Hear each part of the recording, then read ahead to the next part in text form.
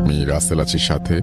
আর শুরু হয়ে গেল ভূত এফএম। আপনাদের সবাইকে স্বাগত জানাচ্ছি ভূত এফএমে আজকে, এবং যারা যেখানে আছেন আশা করছি যে আজকে যে স্টোরিগুলো আছে আমাদের কাছে সেগুলো শুনে আনন্দ পাবেন, ভালো লাগবে এবং এনজয় করবেন অনেক বেশি। তা এখন যেটা করব সেটা হচ্ছে সরাসরি চলে যাব আমরা আমাদের প্রথম অতিথি হিসেবে আছেন আজকে আফনান ভাই, তার কাছে চলে যাব এবং তার কাছ থেকে একটা ঘটনা শুনে আসবো। আশা করছি যে এই ঘটনাটা আপনাদের অনেক বেশি ভালো লাগবে। চলুন শুরুতেই চলে যায় আফনান ভাইয়ের কাছে। প্রিয় লিসেনার্স, আসসালামু আলাইকুম। আমি আফনান, আশা করি সবাই ভালো আছেন, সুস্থ আছেন। এই ঘটনাটি আমাদেরকে যিনি পাঠিয়েছেন তার নাম সিয়াম আফ্রিদি। ময়মনসিংহ জেলার ময়মনসিংহ সদরেই ওনার বাড়ি। তো ঘটনাটি উনি যার কাছ থেকে শুনেছিলেন তিনি তার বন্ধু, যার নাম হচ্ছে সাব্বির মাহমুদ রিফাত। আর ঘটনাটি তার এক চাচার সাথে ঘটেছিল। তো ওই চাচার নাম হচ্ছে অলি মিয়া। উনি পেশায় একজন ট্রাক ড্রাইভার। ওনার বর্তমান বয়স ৪৫ বছর বা তার থেকে কয়েক বছর বেশি হবে আর কি। আর ঘটনাটি ঘটেছিল ২০০৫ সালে। তখন উনি ড্রাইভিং এতটা শেখেন নাই, তখন ট্রাকের হেল্পার ছিলেন। ওনার যিনি ওস্তাদ ছিলেন, মানে ড্রাইভার ছিলেন, তার নাম ছিল সৌরভ। সংক্ষেপে তাকে শাহরুখ কাকা বলে ডাকতেন। তো ওনার ওস্তাদ সবসময় ট্রাকে কাঁচা মালামাল আনা নেওয়া করতেন, মানে সবজি। উত্তরবঙ্গ থেকে সবজি নিয়ে আসতেন ঢাকাতে, আবার কখনো ওই টাঙ্গাইলে উনি নিয়ে যেতেন সবজি, এরকম উনি নিয়ে যেতেন আর কি। তো ঘটনাটি ঘটে তেমন একটি ট্রিপ নিয়ে যাওয়ার সময়। ময়মনসিংহের তারাকান্দা থেকে টাঙ্গাইলে যাওয়ার পথে ঘটনাটি ঘটেছিল। ওনারা ট্রাকে শসা এবং লাউ লোড করেছিলেন, তারপর তারাকান্দা থেকে টাঙ্গাইলে যাচ্ছিলেন। তারাকান্দা থেকে ওনারা সবকিছু গুছিয়ে রওনা দিতে দিতে রাত প্রায় 10টা বেজে যায়। পথ কিন্তু খুব বেশি দূরের ছিল না, এই জন্য ওনারা ওই রাত 10টা বাজছে কোনো একটা গুরুত্ব দেন নাই। ওনারা ওই মাল আনলোড করে, মানে নামিয়ে আবার তারাকান্দা থেকে মাল লোড করেও কিন্তু আবার আসবেন, এরকম একটা কথা ছিল। তবে রাস্তার অবস্থা খুব একটা ভালো ছিল না, তবে তাতে ওনাদের চলাচলে খুব বেশি সমস্যা হচ্ছিল না। ওনারা সব রাস্তা ঠিকঠাক মতো গেলেও সমস্যা হয় যখন মধুপুর জঙ্গলের পার্শ্ববর্তী রাস্তা চলে আসেন। তা গাড়ি চলছে, হঠাৎ করে ওনারা খেয়াল করলেন রাস্তায় একটা বানর মরে পড়ে আছে। গাড়ি যে হেডলাইট রয়েছে সেই হেডলাইটের আলোতে ওনারা দেখলেন। আর পাশে কিছু বানর বসে কি যেন অদ্ভুত ভাষায় শব্দ করছে, কান্নাকাটি করছে, এরকম বলে মনে হলো। তো ওনাদের ওস্তাদ, মানে এই যে অলি মিয়া যিনি, তার ওস্তাদ শাহরুখ কাকা, উনি গাড়িটা ব্রেক করেন। বানর তো একটা সংঘবদ্ধ একটা প্রাণী বলতে হবে, কারণ একটি বানর যদি আক্রমণের শিকার হয় তাহলে ওই বানর দলের কিন্তু অন্য বানরগুলো এসে আক্রমণ করে। একটা বানর এভাবে মরে পড়ে আছে, তার ডেড বডি নিয়ে অন্য বানরগুলো ঘিরে থাকবে, কান্নাকাটি করবে, এটাই স্বাভাবিক। এখন যদি এই বানরের উপর দিয়ে গাড়ি চালিয়ে দেওয়া হয় তাহলে অন্য বানরগুলো লাফিয়ে গাড়ির পেছনে উঠে পড়তে পারে, এই বানরগুলো আবার আক্রমণ করতে পারে। কারণ বানরকে যদি এভাবে কোনো কারণ ছাড়া আক্রমণ করা হয় বা তাদেরকে খেপিয়ে তোলা হয় তাহলে ওরা কিন্তু খুব আক্রমণাত্মক এবং হিংস্র হয়ে আক্রমণ করে। এটা মোটেও উচিত নয় বানরদেরকে এভাবে উত্ত্যক্ত করা। তো এটা কিন্তু জানতেন, এই শাহরুখ কাকা কিন্তু জানতেন। চলাচলের ক্ষেত্রে মাঝে মাঝেই, বিশেষ করে কলা নিয়ে যখন আসা হয় তখন হনুমান বানরগুলো এরকম গাড়ির উপর চলে আসে, এদেরকে খুব বেশি বিরক্ত করা ঠিক হবে না। এখন একটা বানর মরে পড়ে আছে, এখন উনি কি করবেন? এখন উনি গাড়িটা ব্রেক করেন, কিন্তু গাড়ি থেকে নামার সাহস পাচ্ছেন না। উনি চিন্তা করলেন যে কিছুক্ষণ থাকেই, দেখি আরো পিছন থেকে আরো অনেক গাড়ি আসবে, সামনে পিছন থেকে, এগুলো হয়তো বা এই ডেড বডিটা নিয়ে জঙ্গলের ভিতরে চলে যাবে। এদিকে এই যে অলি মিয়া যিনি, উনি কয়েকবার এই শাহরুখ কাকাকে বললেন যে ওস্তাদ আমি নেমে লাঠিটা নিয়ে বানরগুলোকে তাড়াই দেই, তারপরে এই বানরের যে লাশটা আছে এইটা রাস্তার পাশে রেখে তারপর আমরা গাড়ি চালাই যাই। কিন্তু শাহরুখ কাকা বলছেন যে তুই বেশি বুঝিস না, এই রাস্তায় কিন্তু চলাচলের অভিজ্ঞতা তোর থেকে আমার বেশি, এই জন্য চুপ করে বসে থাক। আসলে ওই রাস্তায় গাড়ির আনাগোনা খুব একটা ছিল না, ডাকাতেরও ভয় ছিল। এখন কতক্ষণ ওনারা এভাবে বসে থাকবেন? ভূতের ভয় না থাকলেও ডাকাতির ভয় কিন্তু ছিল খুব মারাত্মক। আর একে তো জঙ্গলের মাঝামাঝি রাস্তা, আশেপাশে কয়েক মাইলের মধ্যে কোনো জনবসতি নাই। এরপরে একটা সময় এই শাহরুখ কাকা যিনি, মানে ওস্তাদ, ওনার মুখেও একটা চিন্তার ভাব দেখা যায়। এই সুযোগে এই অলি মিয়া বললেন, ওস্তাদ আর নিষেধ করেন না, লাঠিটা নিয়ে নামি, এগুলোকে নেমে ইচ্ছা মতো পিটাই, এগুলো সাইজ করে দিই, দেখবেন যে এমনি সাইড হয়ে সরে চলে গেছে। এবার আর ওস্তাদ শাহরুখ কাকা কিছু বললেন না। উনি ওনার সিটের পেছনে থাকা একটা লম্বা লাঠি ছিল, এই লাঠিটা নিয়ে বের হইছেন। বের যখন হইছেন উনি দেখেন আরে কি, গাড়ির মধ্যে বসে দেখলাম স্বাভাবিক সাইজের বানর, কিন্তু এগুলা কি? দেখেন যে এই বানরগুলো স্বাভাবিক সাইজের না। উনি গাড়ির ভিতরে বসে যে বানরের সাইজ দেখছিলেন, এই বানরগুলো আসলে এখন অনেক বড় বড় সাইজের দেখা যাচ্ছে। আর হেডলাইটের আলো যখন বানরের চোখের উপর পড়েছে, চোখগুলো মনে হচ্ছে একদম সবুজ। আর সবুজ যে শুধু না তা না, সবুজ আলো বের হচ্ছে, মনে হচ্ছে তার আলো বের হয়ে সামনে কিছুটা আলোকিত হয়ে যাচ্ছে। এইটা দেখার সাথে সাথে এই অলি মিয়া তো পাইছেন ভয়, যে এরে এটা তো কোনো স্বাভাবিক বানর না রে, এ কি ধরনের বানর? আমি দেখলাম এক সাইজ, এখন দেখি আর এক সাইজের বানর। তখন হয় কি, হঠাৎ করে জঙ্গলের ভিতর থেকে একটা আওয়াজ আসে এবং ডাকছে, এই খবরদার খবরদার, ওদের গায়ে হাত দিবি না, খবরদার। এই বলতে বলতে জঙ্গলের ভিতর থেকে একটা লোক বের হয়ে আসে। তবে ওই লোকটা আসলে যে খুব অস্বাভাবিক চেহারার ছিলেন ওরকম না। ওই লোকটার হাতে একটা বড় বাঁশি ছিল এবং আর এক হাতে একটা হারিকেন ছিল। ওই লোকটা এসে এই অলি মিয়াকে ধমক দিয়ে বলেন, এই বেটা, তোর সাহস তো কম না রে, তুই জানিস এগুলা কারা? আমি এখন এখানে না আসলে তোর কি হাল হয়তো তুই বুঝতে পারছিস? তুই তোর ওস্তাদ সহ কোথায় যে হারাই যাইতি তার কোনো হদিসই পাইতো না কেউ। তোদের লাশ তো দূরের কথা, তার হারও 50 বছর পরে কেউ খুঁজে পাইতো না। খবরদার, যা, দৌড় দে, যা, গাড়িতে ওঠ, এখানে যা যা ঘটুক গাড়ির থেকে নামবি না, যা। বানরগুলা যদি এখান থেকে সরে যায় তখনই শুধু গাড়ি ট্রেনের সামনে যাবি।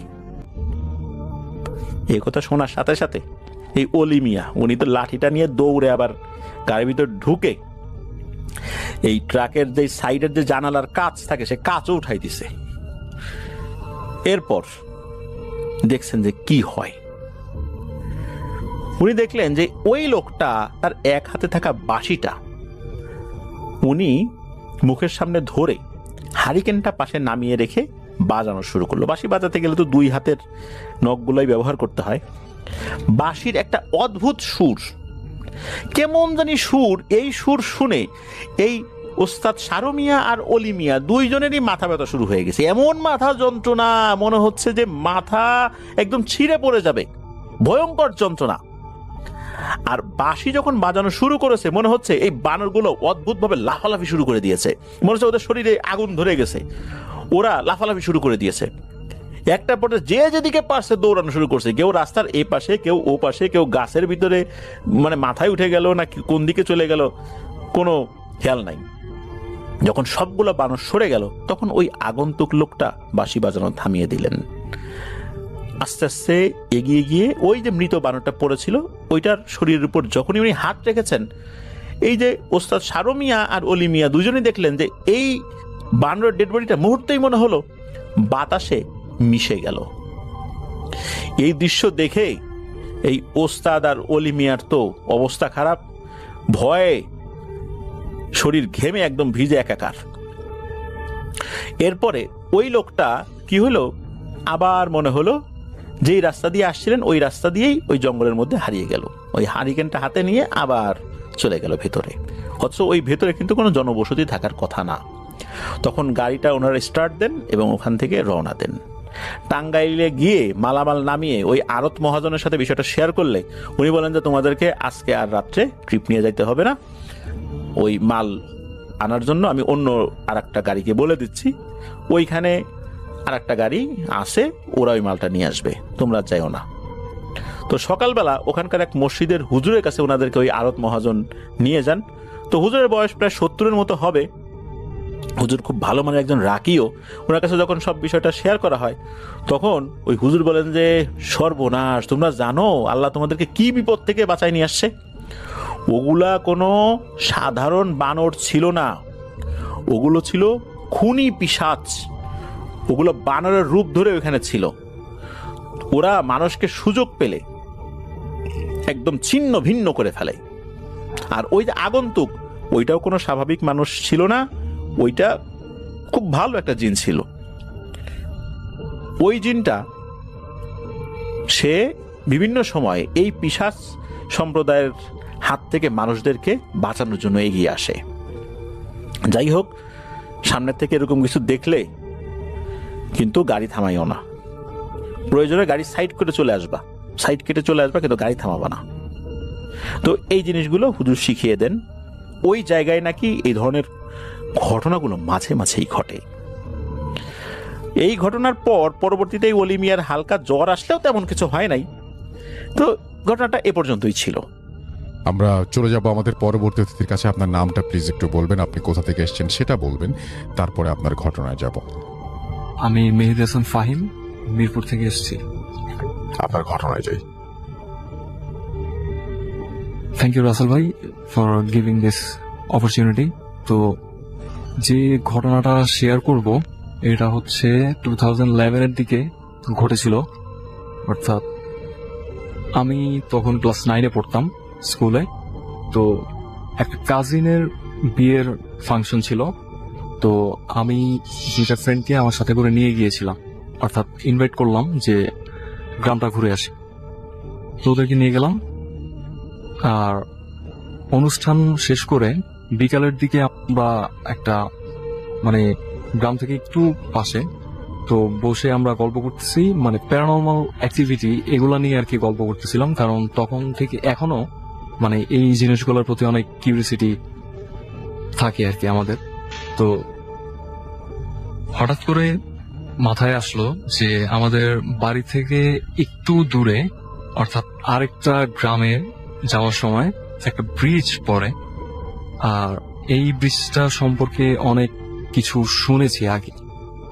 তো ওদেরকে আমি বলি যে এটা তো এরকম হয়েছিল, আর এখানে হয়তো অনেক মানুষের অ্যাক্সিডেন্ট হয়েছে। যেহেতু আমি জাস্ট একটা যেটা এক্সাক্ট নিউজ যেটা জানি সেটা হচ্ছে ওইটা নাকি ওভারলোড হয়ে ভেঙে পড়ছিল ব্রিজটা। তো চিন্তা করলাম যে ওখানে হয়তো অ্যাক্সিডেন্ট হয়েছে, এখন হয়তো প্যারানর্মাল হয়তো কোনো কিছু ঘটলেও ঘটতে পারে। তো ওদেরকে বললাম, তো ওরা রাজি হলো যে আচ্ছা ঠিক আছে তাহলে আজকেই যাব। তো আমরা গেলাম। যাওয়ার পর যেহেতু মানে হন্টেড কোনো কিছু একটা, তো চিন্তা করলাম যে ফার্স্টে আমরা দিনের বেলা যে দেখি আচ্ছা, এটা দেখতে কিরকম হবে, কারণ রাতের বেলা হঠাৎ করে গেলে যদি কোনো কিছু ঘটে যায়। তো এই চিন্তা করে আমরা একটু আগেই গেলাম। তো যাওয়ার পর আমরা ওখানে যাই। তো ফার্স্টের দিকে আমরা জাস্ট গল্প করতেছিলাম, তখন বিকাল হয়ে প্রায় সন্ধ্যা হচ্ছিল আর কি। তো গল্প করতেছি তো একটা সময় আমরা নিজেরও টের পাই না কখন মানে রাত হয়ে গেছে, 8টা প্রায় বেজে গেল তখন। তো কোনো একটা কারণে আমরা সেখান থেকে মানে উঠে অর্থাৎ বাজারে যাব। বাজার ছিল একটু জাস্ট দূরে গ্রাম থেকে, সরি মানে ব্রিজ থেকে। তো ওখানে যাওয়ার পথে আমরা ভাইয়া আসলে এখানে একটা কথা বলে রাখা উচিত, সেটা হচ্ছে ওই লোহার যে ব্রিজটা ছিল, অর্থাৎ মানে ভাঙা যে ব্রিজটা ছিল, ওইটাকে আর রিভিল করা হয় নাই। ওইটা প্রায় খুব উইয়ার্ড ভাবে আর কি ভাঙা ছিল আর কি। আর তার পাশে একটা কনক্রিটের একটা ব্রিজ করা হয় ওইটার কারণে, যাতায়াতের ব্যবস্থার জন্য। আর কনক্রিটের ব্রিজটা হচ্ছে একদম হাইওয়ে রোডের সাথে কানেক্টেড। আর ওইখানে যদি যেতে হয় আমাদেরকে উপরে উঠতে হবে, অর্থাৎ একটু নিচে। তো আমরা ওঠার পর কিছুক্ষণ পর খেয়াল করলাম যে সন্ধ্যার দিকে এখানে কিছু দোকানপাট ছিল, দোকানপাটে আলোও ছিল, আশেপাশে অনেকগুলা বাড়িতে লাইট জ্বলছিল, এরকম একটা অবস্থা। বাট তখন আমরা দেখলাম যে মানে আমাদের টোটাল সারাউন্ডিংস একদম ডার্ক, আচ্ছা, একদম টোটালি অন্ধকার ছিল।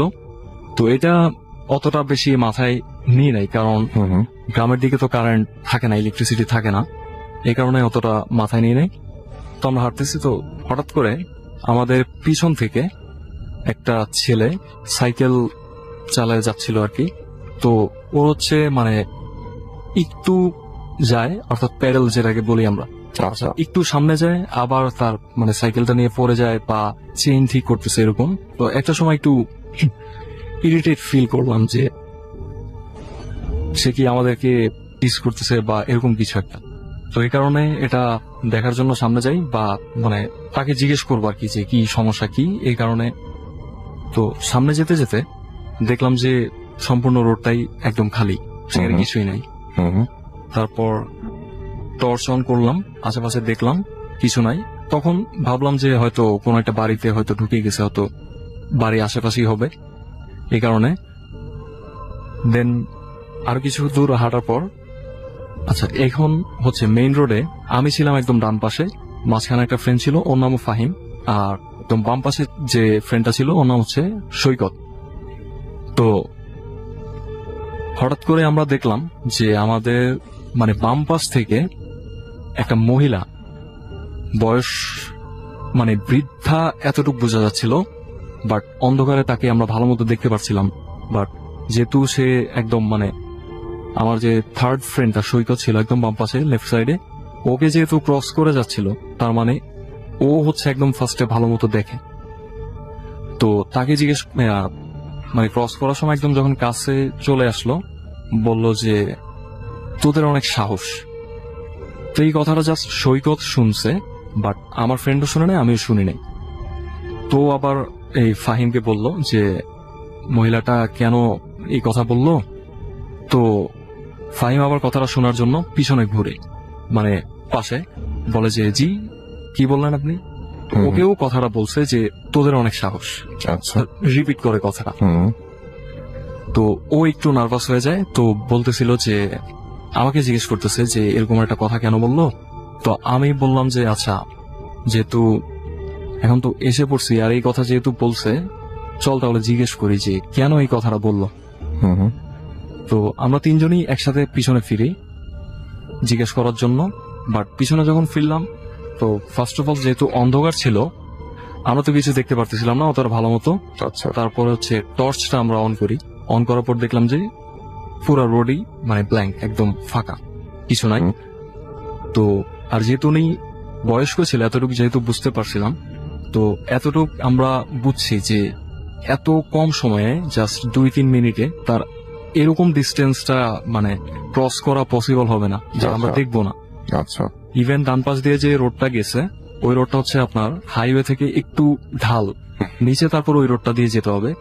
আর ওই বয়সের সাথে এটাও বোঝা গেল যে তিনি এটা ক্রস করতে পারবেন না, মানে নিচে নামতে মানে এটা পসিবল না। হুম। তোদেরকে বললাম যে আচ্ছা তেমন কিছুই হয় নাই, আমাদের তো আমরা সবাই ঠিক আছি, জাস্ট যে সুরাটোরা যা যা পারো হুম ওগুলো পড়তে থাকো, আমরা আগাই, এখানে আর সময় নষ্ট না করি। তো এটা বলে আমরা হাঁটতে হাঁটতে, তো বাজারে যাওয়ার আগে একটা ব্রিজ পড়ে, সেটা হচ্ছে আমরা ওই যে গোমতী নদী যেটা বলা হয়, আচ্ছা। গোমতী নদীর একটা ব্রিজ আছে।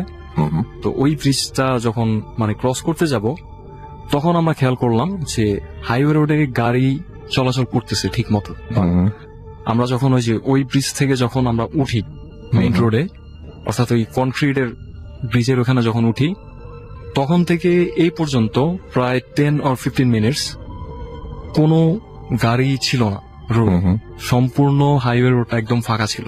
হুম তখন ঘটনা ঘটছে। বাট আমরা যখন ওই ব্রিজের কাছে চলে আসি, তখন দেখলাম যে হ্যাঁ একদম সবকিছুই স্বাভাবিক। হঠাৎ আচ্ছা। জাস্ট চোখের পলকেই দেখলাম যে হ্যাঁ সবকিছু স্বাভাবিক হয়ে গাড়ি গেছে। ঘোড়া মানে যাই হোক আচ্ছা। সব ইয়ে হচ্ছে। এটাই ছিল আপনার ঘটনা, না আরো আছে? হ্যাঁ আচ্ছা। তারপর তারপরে? হচ্ছে তারপর আমরা 2 দিন ছিলাম হুম। বাড়িতে। হুম তো তারপর আমরা চলে আসি। হুম। তার ঠিক 1 বছর পর আমি আবার গ্রামে যাই আচ্ছা। কোনো একটা কারণে। তো গ্রামে যাওয়ার পর বিকেলের দিকে আমার একটা কাজিনকে নিয়ে ওই ব্রিজটার বিপরীত সাইডে যেখানে যাওয়া হয় নাই ওখানে আবার গেলাম। তো যাওয়ার পরে ওই ব্রিজটা আসলে কেন উইয়ার্ড বলেছিলাম যে উইয়ার্ড ভাবে ভাঙা, এটা স্টার্টিংটা ভাঙা আর এন্ডিং পয়েন্টটা ভাঙা, বাট মাঝখানে 2টা পিলার মানে মাঝখানে একটু ওয়ে, এটা হচ্ছে আপনার মানে স্ট্যান্ড এখনো আছে ঠিক মতো, বাট 2 পাশ নাই নাই, না। আপনি কি তো ছবিটা দেখাইছেন, তখন আমি ছবিটাও দেখলাম। জি। তো আমরা ওই পাশ থেকে আমি কাজিনের সাথে বললাম যে দেখি আচ্ছা চলো আমরা আমাদের এইমটা চেক করে দেখি কার এইম কত ভালো। তো ওইখানে ইট ছিল, ইট নিয়ে আমরা থ্রো করতেছিলাম যে কার এইম কত ভালো হয়। তো এইভাবে মজা টজা করতে করতে সন্ধ্যা হয়ে গেল। তো আমার কাজিনটার হচ্ছে বাসা থেকে ফোন আসে যে মানে ওকে যেতে হবে। হুম হুম। তো আমি বললাম যে আমার তো যেতে লেট হবে, তুমি যাও। তো ওকে পাঠিয়ে দিলাম। এখনো ঠিক এবারও প্রায় সাতটাও না, 8টা এরকম হবে, 7:30 8টা ইয়ারলি এরকম একটা টাইমে। তো আমি ওই কনক্রিটের যে ব্রিজটা আছে ওইটার উপরে মানে রেলিংটার উপরে বসে ফোনে কথা বলতেছিলাম। তো হঠাৎ করে পিছন থেকে কিছু একটা এসে পড়লো পিঠের উপর। আচ্ছা। তখন মনে হয়েছে যে হয়তো কোনো পাখি টাকি, যেহেতু অন্ধকার ছিল, হুম হুম। হয়তো এসে হয়তো ধাক্কা লাগছে বাই চান্স বা এরকম কিছু একটা। তো এটা আমি ফার্স্টে গায়ে নিই না, আবার ফোনে কথা কন্টিনিউ করতে থাকি, হুম হুম। আবার এসে পড়ে। বাট এই সময় একটু অনেক হার্ডলি মানে এসে পড়ে আর কি, যার কারণে আমি একটু রেগে যাই। রাগার পর ফোনটা কেটে আমি পিছনে তাকাই, তাকানোর পর দেখলাম যে কোথাও কিছুই নাই, মানে সবকিছু একদম নর্মাল। তো এবার চিন্তা করলাম যে প্লেসটা একটু চেঞ্জ করি। আচ্ছা। এটা ভেবে জাস্ট রেলিংটা থেকে নামলাম। নামার পর 2টা পা ফেলছি জাস্ট এরকম, আর একটা ইট অর্থাৎ আমাকেই এম করে মারা হয়েছে, বাট আমি ওখান থেকে সরে যাই, যার কারণে ইটটা যে একদম ব্রিজের উপর পড়ে। আচ্ছা। ওইটা আমার চোখে পড়লো, তখন আমি বুঝলাম যে এটা আসলে ইট ছিল, হুম হুম। অর্থাৎ ইটের টুকরা ছিল।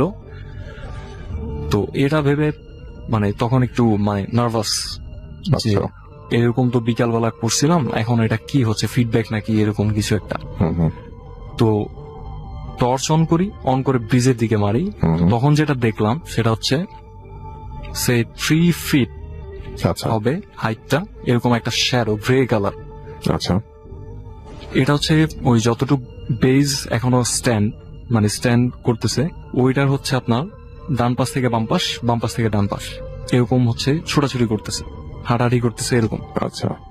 তো এটা দেখার পর মনে হচ্ছিল যে কিছু একটা হয়তো উপরে ভর করতেছে, মানে নিজের সেন্স থেকে অচেতন হয়ে যাচ্ছিলাম এরকম একটা। তো এখানে হচ্ছে আমরা যে পাশ থেকে আমরা ইট ছুড়ি, যে পাশ থেকে শেষ, এটার হচ্ছে ওইখান থেকে একটা বট গাছ উঠে আপনার কনক্রিটের ব্রিজটাকেও মানে রেলিং একটা পাশ ঢাকা, পুরনো একটা বট গাছ ছিল। তো হঠাৎ দেখলাম যে আমি ওইখানে চলে আসছি। হুম হুম। আসার পর মানে সাডেনলি ডিসকভার করলাম যে না, আমি তো এখানে চলে আসি, কিভাবে আসলাম বা কিছু মাথায় আসতেছে না, যে এটা তো একদম অনিচ্ছাকৃত ছিল, এখানে তো আসতে চাই নাই। তো একটু সামনে দেখলাম যে একটা লোক দাঁড়িয়েছিল। তো উনি আমাকে মানে চোখ দিয়ে ইশারা করতেছে যেন আমি উপরের দিকে তাকাই, বটগাছটার দিকে যেন আমি তাকাই। আচ্ছা। তো এটা জাস্ট একদম স্পষ্ট বোঝা যাচ্ছিল, বাট কিভাবে সেটা জানি না, কারণ হচ্ছে অন্ধকার ছিল। ইভেন আমি নিচ থেকেও কোনো টর্চ মারি নাই তাকে দেখার জন্য, বাট তাকে আমি দেখতেছিলাম, জাস্ট তাকে। তো আমি উপরে তাকালাম, বটগাছের উপরের দিকে তাকালাম।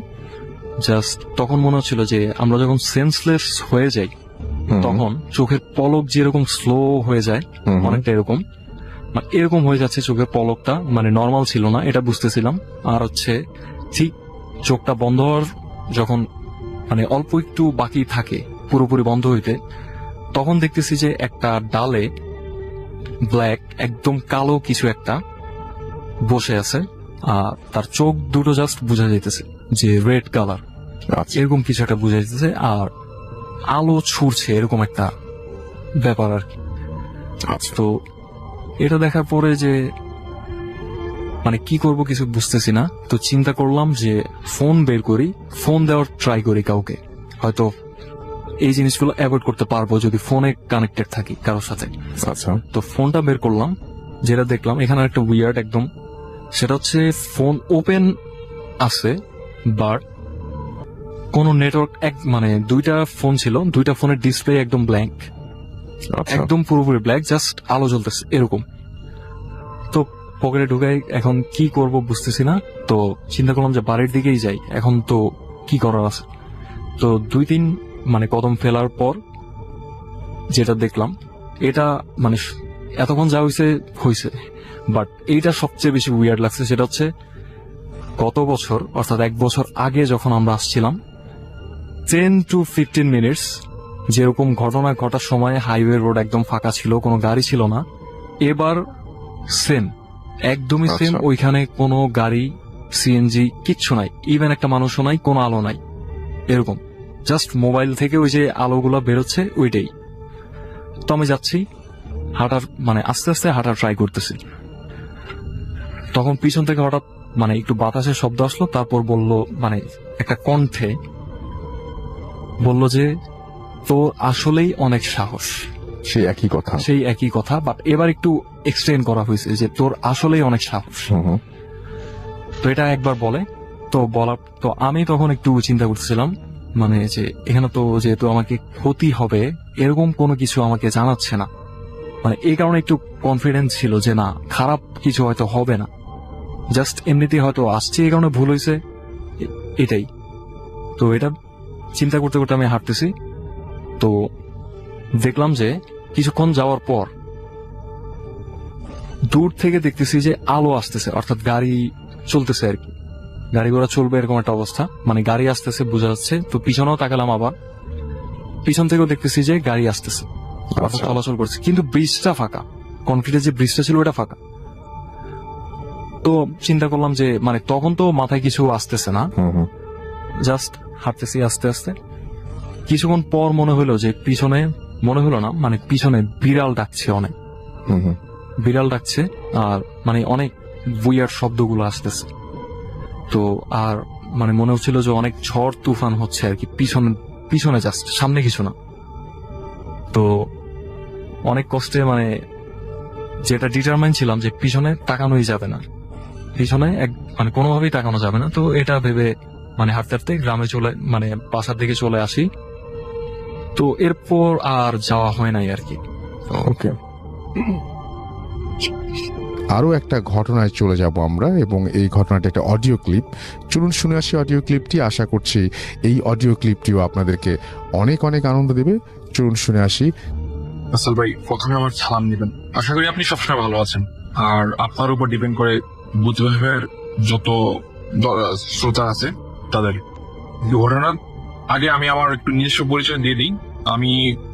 আমার বাসা হচ্ছে চাঁদপুর, যা ইলিশের জন্য বিখ্যাত। তো আমি আমার পরিবারের বড় ছেলে। পড়াশোনার স্বার্থে আমাকে মালয়েশিয়া চলে যেতে হয়। সেখানে আমি মালয়েশিয়ার একটা স্টেট, যেটা হচ্ছে জোহর বারু, সেখানে আমি জোহর বারু ইউনিভার্সিটিতে পড়াশোনা করি। তো পড়াশোনার পাশাপাশি আমাকে একটা জব করতে হয়, পার্ট টাইম জব। সেখানে আমি মোটামুটি জব করা শুরু করে দিই। যেই কোম্পানিতে জব করি, ওই কোম্পানিটা মূলত ছিল ফুড কোম্পানি। তো আমি সেখানে মোটামুটি ভালো একটা স্যালারি পাই, প্লাস নাইটে জব করি। তো সেখানে আমার একটা কলিগের সাথে পরিচয় হয়। অনেকে শ্রোতায় জানে যে মালয়েশিয়াতে বিশেষ করে মেয়েদেরকে কাকা বলে ডাকে, অর্থাৎ বোন। ওকে আমি কাকা বলে ডাকতাম। তো একদিন রাতে আমি কাকাকে বলি যে কাকা, আমার খুব খিদা লাগছে, আপনি যদি আমার জন্য কিছু খাবার আনেন আমার খুব উপকার হয়, আমার ভীষণ খিদা লাগছে। এর আগে একটা কথা বলে রাখি, আমার যে ফ্যাক্টরি, আমি ফ্যাক্টরির নামটা বলবো না, এটা মালয়েশিয়ার মধ্যে খুব বিখ্যাত একটা ফ্যাক্টরি। তো সেইখানে যেতে হলে 4 রাস্তার মোড় একটা জায়গা আছে, যেখানে আমি জব করার, ওইখানে যখন জব করি বা জয়েন করব, সেখানে আগে শুনি যে এখানে যতগুলো অ্যাক্সিডেন্ট হয়েছে, গাড়ির দমড়ে মুচড়ে গেছে, এবং আজ পর্যন্ত এখানে কেউ অ্যাক্সিডেন্ট হওয়ার পর মানে বাঁচেনি, মারা গেছে হয়তো 2-1 দিন বা সাথে সাথে এরকম হয়েছে। তো আমি কাকাকে সেদিন রাতে বলছিলাম, কাকা মানে আমার ওই বোনটাকে, আমার সাথে যে যা কাজ করে, তাকে আমি বলছিলাম যে কাকা তুমি আমার জন্য কিছু খাবার নিয়ে আসো। তো কাকা গেছে আমার জন্য খাবার আনতে। সে কখন গেছে সেটা আমি জানি না, আমি কাজ করতেছিলাম। তো এইভাবে কাটতে কাটতে বোর হয়ে যায়, ও আর আসেনি। তাই আমি ভাবছি হয়তো সে বাসায় চলে গেছে আমাকে না বলে। আর সে যে খাবার আনতে গেছে কিন্তু সেটাও আমার মূলত জানা ছিল না। ফজরের নামাজ আর আজান দিল, আমি নামাজ পড়তে গেলাম। নামাজ পড়তে গেলাম আমার ওই কোম্পানিতে, এখানে নামাজ পড়ার জায়গা আছে, সেখানে আমি নামাজ পড়লাম। নামাজ আদায় করে আমি যখন বাসায় ফিরবো 7:30, তখন রাস্তার, আমার অফিস থেকে ওই 4 রাস্তার মোড় একটু দূরে, তার থেকে 5 মিনিটের রাস্তা হেঁটে গেলে, তো ওইখানেই শুনি যেখানে যায় দেখি কিছু গাড়ি, পুলিশের গাড়ি প্লাস আপনার ওই আমার কাকার যে গাড়িটা, সেই গাড়িটার মতো দেখা যায়। তো আমি হাঁটতে হাঁটতে গেলাম।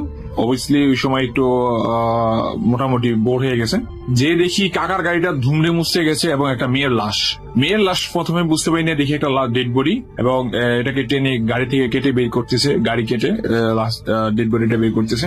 আমি তাকে দেখে চিনতে পারলাম, এবং আমি তার দেহ মানে তার গায়ের, আমাদের কোম্পানির যেই ড্রেস ইউনিফর্ম যেটাকে বলে, আমি সেটা দেখে চিনতে পারছি এবং আমি পুলিশকে বলি যে উনি আমার সাথে জব করতো, প্লাস কাল রাতে তো উনি এই কারণে এখান দিয়ে আমার খাবার আনার জন্য গেছিল।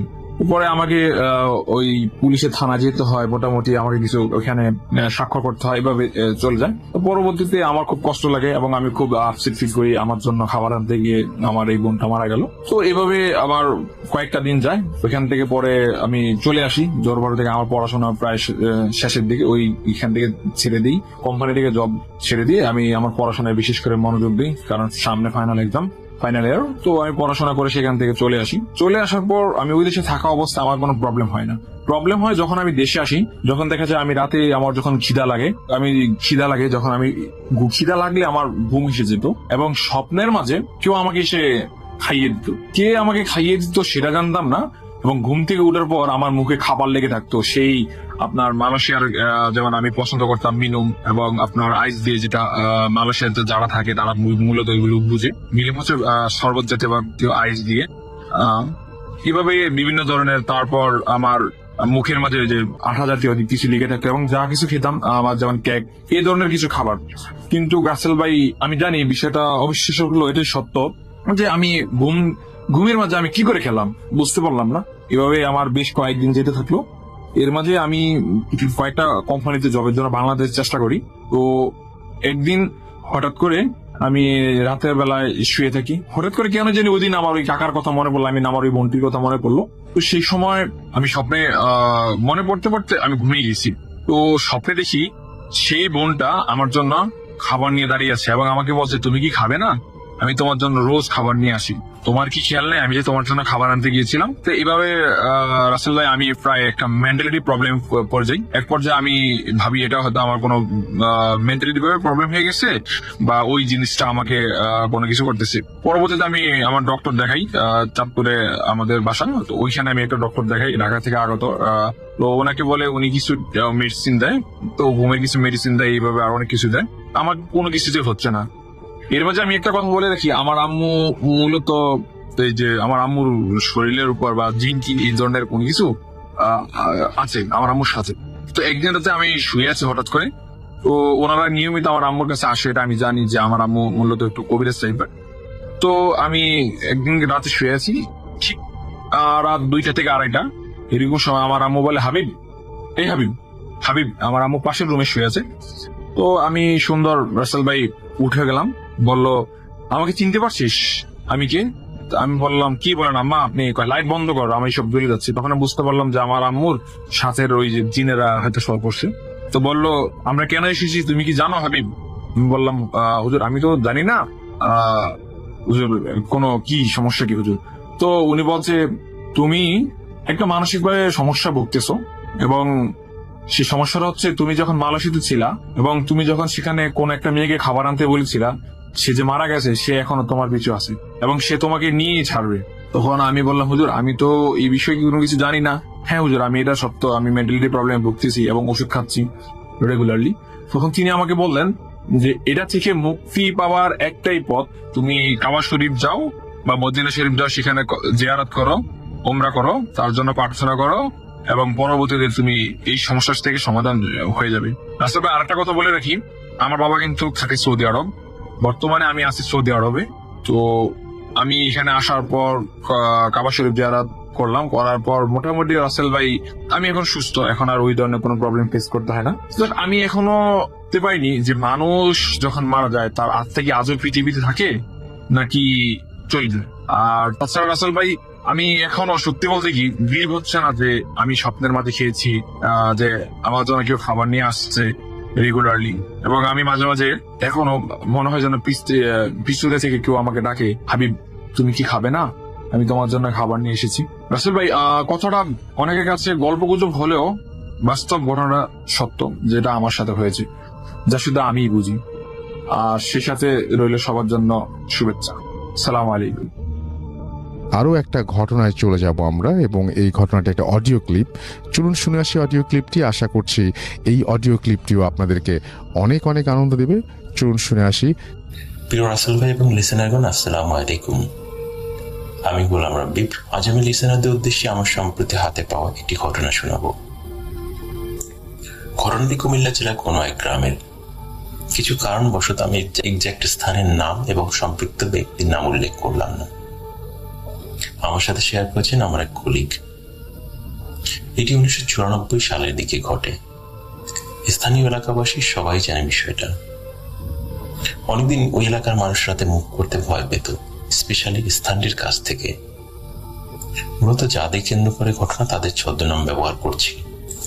সম্পর্কে ওনারা দুজন আমার কলিগের মামা মামি, দুজনেই নামাজি ছিলেন। সময়টা ছিল শীতকাল। সাধারণত একটা দিনের মধ্যে পার করছিলেন ওই দিনটি। সারাদিনে অনেক কাজ করলেন, সন্ধ্যার দিকে ঝাড়ু দিলেন। সবসময় এই কাজটি করে থাকেন উনি। ঝাড়ু দেওয়ার বিষয়টি কেন উল্লেখ করছি সেটা পরে বুঝতে পারবেন। তো রাত হলো, মামির কেন যেন কিছু ভালো লাগছিল না। তারপর ধরা যায় ফজরের আজান পর্যন্ত সবকিছু ঠিক ছিল। মামি যথারীতি ফজরের আজান শুনে নামাজ পড়ার জন্য ঘুম থেকে উঠলেন। ওনারা সবাই টিউবওয়েলে অজু করে থাকেন, কারণ 2-3 বার চাপ দিলেই পুকুরে চেয়ে গরম পানি উঠে থাকে টিউবওয়েল থেকে, আর সেটা বাসার কাছেই ছিল। তো মামি মামাকে না ডেকেই বের হন। কিছু সময় পার হওয়ার পর টিউবওয়েল চাপার শব্দে ঘুম ভেঙে যায়। উনি অবশ্য একটু পরে এমনিতেই উঠতেন, একটু আলসেমি কাজ করছিল, তাই শুয়েই ছিলেন। মনে মনে ভাবলেন রুমি ঘরে আসলে বের হয়ে অজু করবেন। তো অজু করতে সাধারণত কয় মিনিট লাগে, আর টিউবওয়েলও বা কতক্ষণ চাপতে হয়? হয়তো 2 থেকে 3 মিনিট, সর্বোচ্চ 5 মিনিট হতে পারে। কিন্তু টানা 15 মিনিট ধরে টিউবওয়েল চাপা শব্দ হচ্ছে। ওনার কাছে বিষয়টা একটু খটকা লাগলো। কিছু ব্যাপার রুমিয়ে তো কি ব্যাপার, রুমি এখনো টিউবওয়েল চাপছে কেন? মামা বের হলেন টর্চ লাইট হাতে নিয়ে। মনে মনে ভাবলেন এ তো অসম্ভব, কোনো একটা সমস্যা হয়েছে। ওকে মাথা খারাপ হয়ে গেল নাকি? ঘর থেকে বের হয়ে টিউবওয়েলের দিকে তাকালেন। অবাক হয়ে লক্ষ্য করলেন টিউবওয়েলের হাতলটা দুলছে এবং অল্প পানিও পড়ছে, যেন কেউ এইমাত্র চাপা বন্ধ করেছে। কিন্তু আশেপাশে মামি বা কেউ নেই। ওনার একটু ভয় করতে লাগলো। রুমি রুমি করে কয়েকবার ডাকলেন, কিন্তু কোনো সাড়া শব্দ পাচ্ছেন না। হঠাৎ কাছের একটা গাছের ডাল কেঁপে ওঠার শব্দ হলো। উনি তাকালেন ওই দিকে, দেখতে পেলেন 2টি পা দুলছে, আর 2টি ডালের মাঝে ওঠানামা করলে যেমন শব্দ হয় সেরকম শব্দ হচ্ছে কাছ থেকে। ভয়ানক বিষয় হলো পা 2টি 2 দিকে ঘোরানো, আর মুখের অবয়বটাও ঠিক বোঝা যাচ্ছে না। ওনার বুকের ভিতরে তখন তোলপাড় শুরু হয়ে গেছে। হার্টবিট মনে হলো কয়েক গুণ বেড়ে গেছে। এবার আরো জোরে ডাকতে শুরু করলেন এবং কিছুটা দূরে মামি চিৎকার শুনতে পেলেন। মামি চিৎকার করছেন আর বলছেন, আমাকে বাঁচাও, আমাকে বাঁচাও, আমাকে নিয়ে যাচ্ছে। মামা পাগলের মতো দৌড় দিলেন লাইট নিয়ে। শব্দ পাচ্ছেন দৌড়ানো, তাই ফলো করতে পারছেন। আর মামি কন্টিনিউ চিৎকার করেই যাচ্ছিল। উনি মামি ছাড়া আর কাউকে দেখতে পাচ্ছিলেন না। শুধু দেখতে পেলেন কিছু একটা ওনাকে টেনে হিস্ট্রি নিয়ে যাচ্ছে। প্রচন্ড স্পিডে ধান ক্ষেতের দিকে নিয়ে যাচ্ছিল ওটা। একটু পরে মনে হলো শূন্য উঠিয়ে নিয়ে যাচ্ছে। হঠাৎ চোখের বাইরে চলে গেল এবং চিৎকার বন্ধ হয়ে গেল। কোথাও কিছু দেখতে পেলেন না। উনি কষ্টে ভয়ে মনে হচ্ছিল যেন মারা যাচ্ছেন। যারা এরকম পরিস্থিতি পড়েছেন তারাই বুঝতে পারবেন বিষয়টা। বারবার মনে হচ্ছিল উনি মামিকে হারিয়ে ফেলছেন। কি করবেন এখন? শুধু ডাকছেন আর ডাকছেন। চারিদিকে শুধু তার ডাক প্রতিধ্বনির শব্দ ছাড়া আর কোনো শব্দ নেই। হঠাৎ দূরে ধপাস করে কিছু একটা পড়ার শব্দ হয়। মামা দৌড়ে যান আর দেখতে পান মামি পড়ে আছে বেহুশ অবস্থায়। কাছে গিয়ে হাত ধরতেই মামি প্রচন্ড জোরে ধাক্কা দিয়ে ওনাকে ছুঁড়ে ফেলেন অনেক দূরে। একজন মানুষের পক্ষে এত দূরে ছুঁড়ে ফেলা কোনোভাবেই সম্ভব না। একজন পুরুষ মানুষকে একজন নারী তো দূরে থাক, শক্তিশালী কোনো পুরুষও পারবে না এত দূরে ছিঁড়ে ফেলতে। মামা একদম শেষ হয়ে যাচ্ছিলেন ভয়ে। উনি অনুভব করেন ওনাকে কাদার ভিতর ঢুকিয়ে ফেলছে কেউ, কিন্তু কাউকে উনি দেখতে পাচ্ছেন না। উনি তখন জ্ঞান হারিয়ে ফেলেন। এরপর কি হয়েছে কিছু জানেন না। যখন ওনার হুঁশ ফিরে আসে তখন আবিষ্কার করেন পাটিতে শোয়ানো অবস্থায়। ওনার চারপাশে অনেক লোক, সকল আত্মীয় স্বজন আসছে। আতঙ্কিত হয়ে সবাইকে জিজ্ঞেস করেন মামের কথা। সবাই বলেন উনি ঠিক আছে। পরবর্তী সময়ে মামের অ্যাক্টিভিটিস একটু অস্বাভাবিক ছিল। মামা যদিও স্বাভাবিক ছিলেন। তখন এক হুজুরকে ডাকা হয়। হুজুর কিছুক্ষণ ওনার পদক্ষেপগুলো নেওয়ার পরে জিজ্ঞেস করেন মামাকে, আপনার স্ত্রী কি সন্ধ্যার দিকে কখনো দক্ষিণ পশ্চিম কোণে ঝাড়ু দেয়? মামা জানান উনি কখনো এগুলো খেয়াল করেননি। হুজুর বলেন এটাই হয়েছে, উনি নিয়মিত এই কাজটি করতেন, আর এই কাজটা ওনারা পছন্দ করেননি, তাই এই অবস্থা করেছেন। হুজুর আরো জানান এটা একটা জিনের কাজ। পরবর্তী সময় মামি যখন পুরো সুস্থ হন, তিনি স্বীকার করেন বিষয়টা। এরপর থেকে আর কখনো এভাবে ঝাড়ু দেননি। জানেন এর পিছনে কোনো লজিক আছে কিনা, হয়তো নেই। আপনারা কখনো কি এরকম শুনেছেন? আমার মনে পড়ে 2 ঘরের মাঝখানে সন্ধ্যার দিকে যেতে হয় না, এমন কথা প্রচলিত আছে। বাসা বাড়ির ভেতরে কোনো সাপ দেখলে সাথে সাথে হত্যা না করো, এর অবশ্য ধর্মীয় মতবাদ আছে। আর একটা শুনেছি এবং মেনে চলার চেষ্টা করি। শাইখ বিন বাজ রহমাতুল্লাহকে জিজ্ঞাসা করা হয়েছিল, বেসিনে গরম পানি ঢাললে চিন্দির কি সমস্যা হয়? উত্তর বিন বাজ বলেন, হ্যাঁ, বেসিনে কিংবা মাটিতে গরম পানি ফেলার আগে যেন বিসমিল্লাহ পড়ি, এতে করে সেখানে বসবাসকারী থাকলে তারা সরে যাবে। আর তিনি আরো বলেন, আমি একবার এক আসারগ্রস্ত ব্যক্তিকে দেখতে গিয়েছিলাম। তার উপরে সওয়ার হওয়া জিনের কাছে জানতে চাওয়া হলো, কেন তুমি তাকে কষ্ট দিচ্ছ? জিন বলল, সে গরম পানি ঢেলে বেসিনের পাইপে থাকা আমার ছেলেকে মেরে ফেলেছে, তাই। আমরা বললাম, সে তো জানতো না সেখানে কেউ ছিল। জিন বলল, সে কেন বিসমিল্লাহ পড়েনি? বিসমিল্লাহ পড়লে আমরা সতর্ক স্থানান্তর হয়ে যেতে পারি। বেসিনি বা অন্য কোথাও গরম পানি ঢালার আগে অবশ্যই উচ্চ শব্দে বিসমিল্লাহ পড়ে নিন। লিসেনার, জানি না আপনাদের ঘটনাটি কেমন লেগেছে, আশা করি ভালো লেগেছে।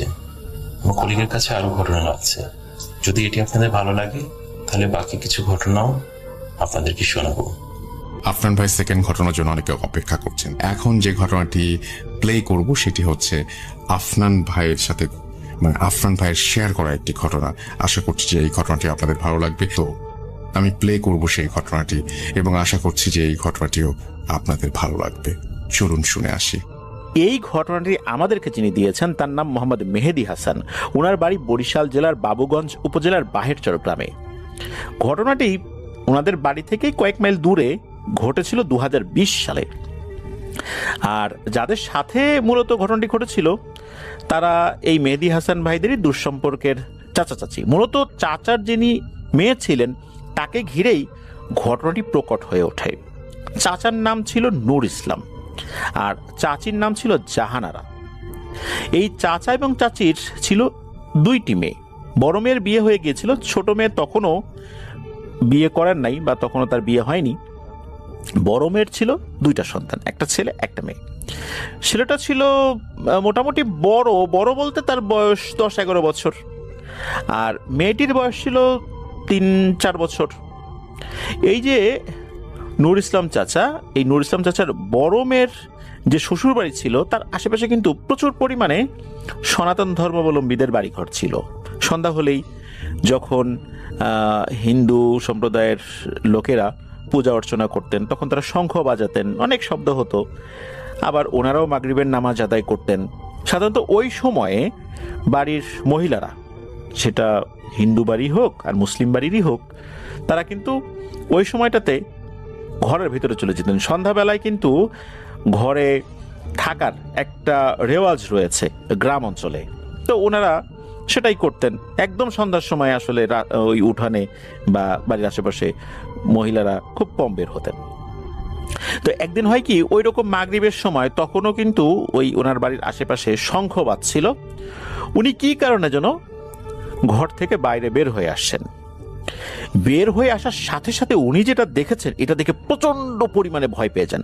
উনি দেখলেন সাদা কাফনে মোড়ানো একটি লাশ, লাশের মাথার কাছে যেভাবে বাঁধা থাকে আবার পায়ের কাছে বাঁধা থাকে, ওই রকম একটা লাশ, মানে মুঠি বাঁধা অবস্থা, একদম সোজা হয়ে তার ঘরের বাইরে দাঁড়িয়ে আছে। মানে দরজা খুললেই দেখা যাচ্ছে এই জিনিসটা দাঁড়িয়ে আছে।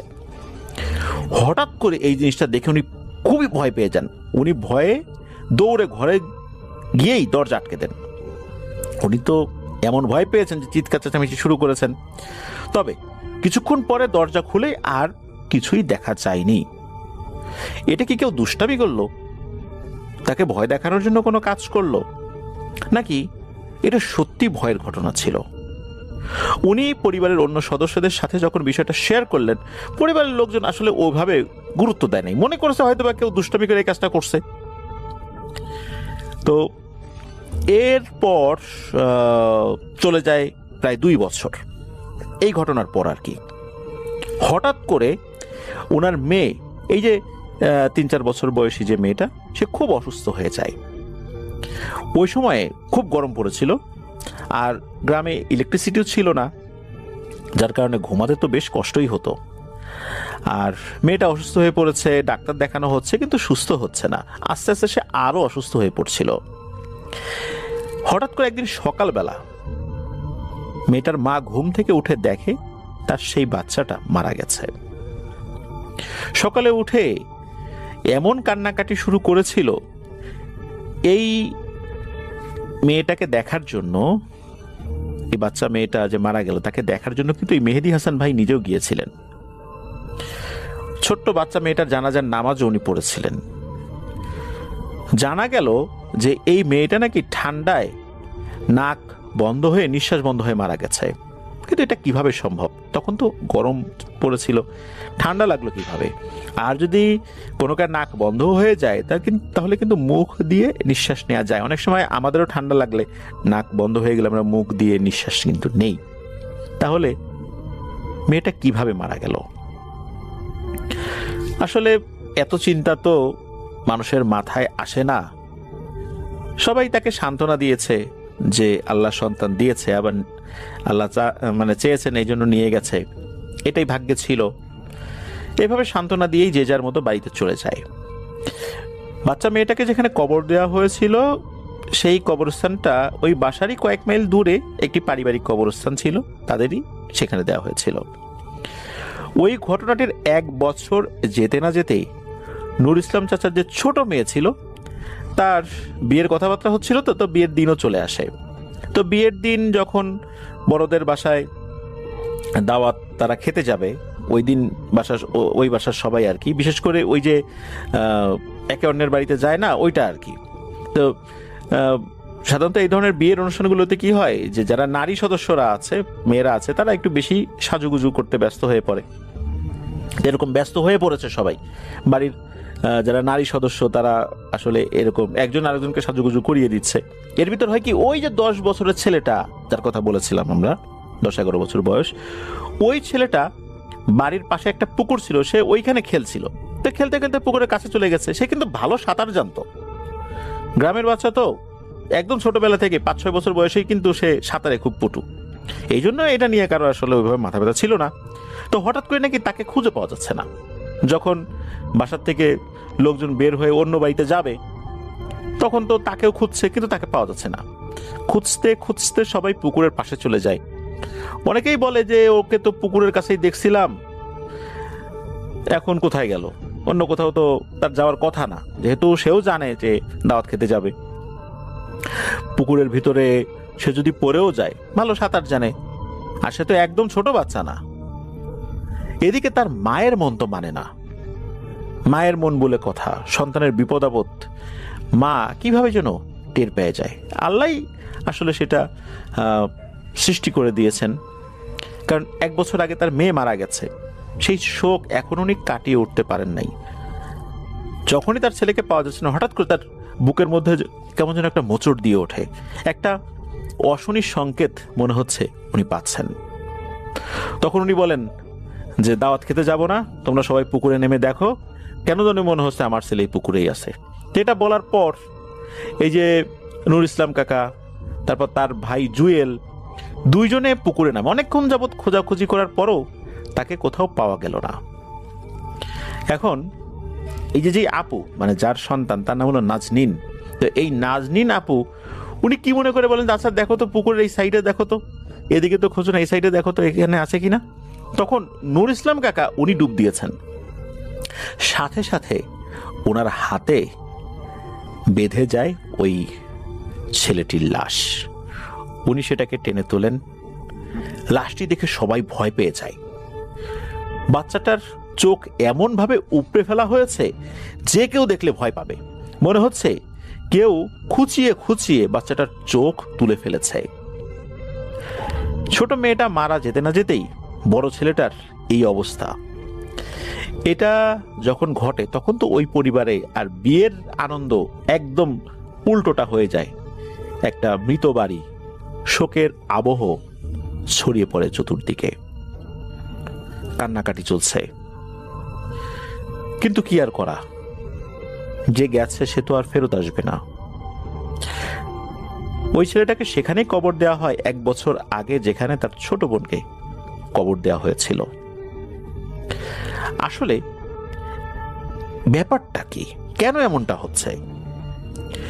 উনি তো এমন কোনো কাজ করেন নাই যার ফলশ্রুতিতে এমনটা হতে পারে। মেয়েটা নাক বন্ধ হয়ে মারা গেল, ছেলেটাও পানির নিচে ডুবে নিঃশ্বাস বন্ধ হয়ে মারা গেল, আবার চোখও উপড়ে ফেলেছে। আসলে ব্যাপারটা কি? আসলে এর ভিতরে একটি ঘটনা ঘটে যায়, মানে এই ঘটনার পরে, এই ঘটনার 1 মাস পরে ওই যে নুর ইসলাম কাকা, ওনার বাসাতে একটা ঘটনা ঘটে। সেটা হলো ওনার যেই গোয়াল, ওই গোয়ালে তো বেশ কয়েকটা গরু ছিল, এর মধ্যে একটা গরু সকালবেলা মৃত অবস্থায় পাওয়া যায়, এবং এইটা স্বাভাবিকভাবে মৃত অবস্থায় ছিল না।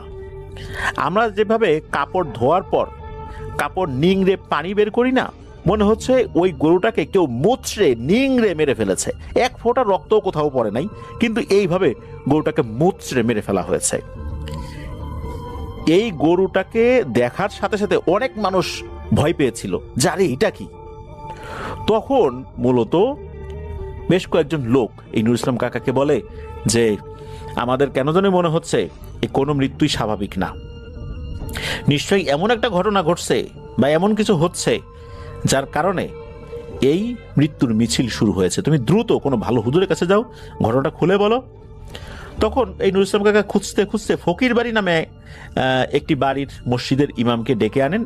তো ওই হুজুর আসার পরে ওই ঘরের আশেপাশে একটু ঘোরাফেরা করেন। এরপর নুর ইসলাম কাকাকে ডাক দেন এবং বলেন যে আমার একজন লোক লাগবে, আর আপনার বাসার একদম মাঝখানে যে রুমটা, এইটা আমাকে কিছুক্ষণের জন্য দেন, ওখানে অন্য কেউ যেন না যায়। তো নুর ইসলাম কাকা পাশের বাড়ির একজন লোককে ডেকে এনে দেন। তখন হুজুর ওই লোকটিকে নিয়ে ওই রুমে গিয়ে দরজা আটকে দেন। তাই 1 থেকে 2 ঘন্টা থাকার পর হুজুর ওই লোকটিকে নিয়ে ঘর থেকে বের হয়ে আসেন। বের হয়ে আসার পর ওই হুজুর নুর ইসলাম কাকাকে যেটা জানান, সেটা শোনার পর শুধু নুর ইসলাম কাকা না, আশেপাশের লোকজনও খুব ভয় পেয়ে যায়। হুজুর বলেন যে এই যে লোকটাকে আমি নিয়ে ঘরের ভিতরে ঢুকেছিলাম, তার উপরে আমি অনেক কষ্টে একটা জিনকে হাজির করাই। মূলত এই জিনটাই এই গরুকে মেরেছে, আপনার নাতি নাতনিকে মেরেছে।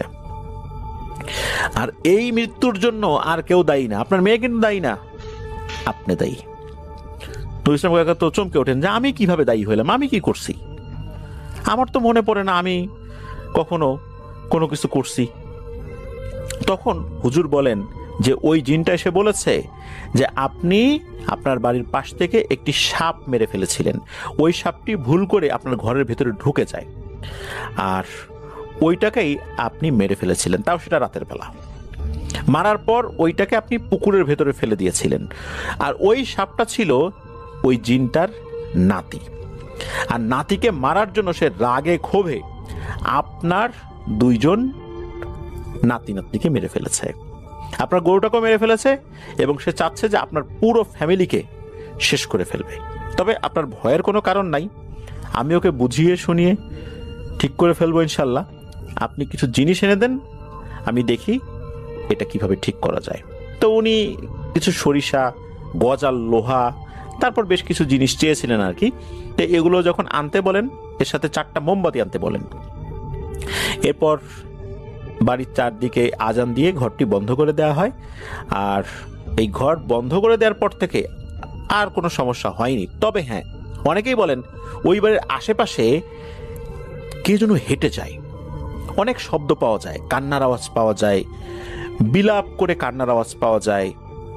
কান্নাটি তখনই হয় যখন কোনো মানুষ মারা যায়, হয়তোবা দূরে কোথাও মারা গেছে, তখন এখানে এরকম কান্নার আওয়াজটা পাওয়া যাচ্ছে। আবার মৃত বাড়িতে যেরকম বিলাপ করে মানুষ কান্নাকাটি করে না, ওইভাবে কান্নাকাটির আওয়াজ পাওয়া যায় সেখানে। এটা এখনো চলমান রয়েছে।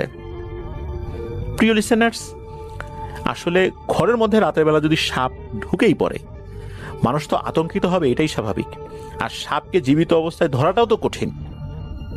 নিঃসন্দেহে জীবিত অবস্থায় সাপ ধরতে গেলে সাপের কামড় খেয়ে মৃত্যু অবধারিত, যদি সেটা বিষধর সাপ হয়।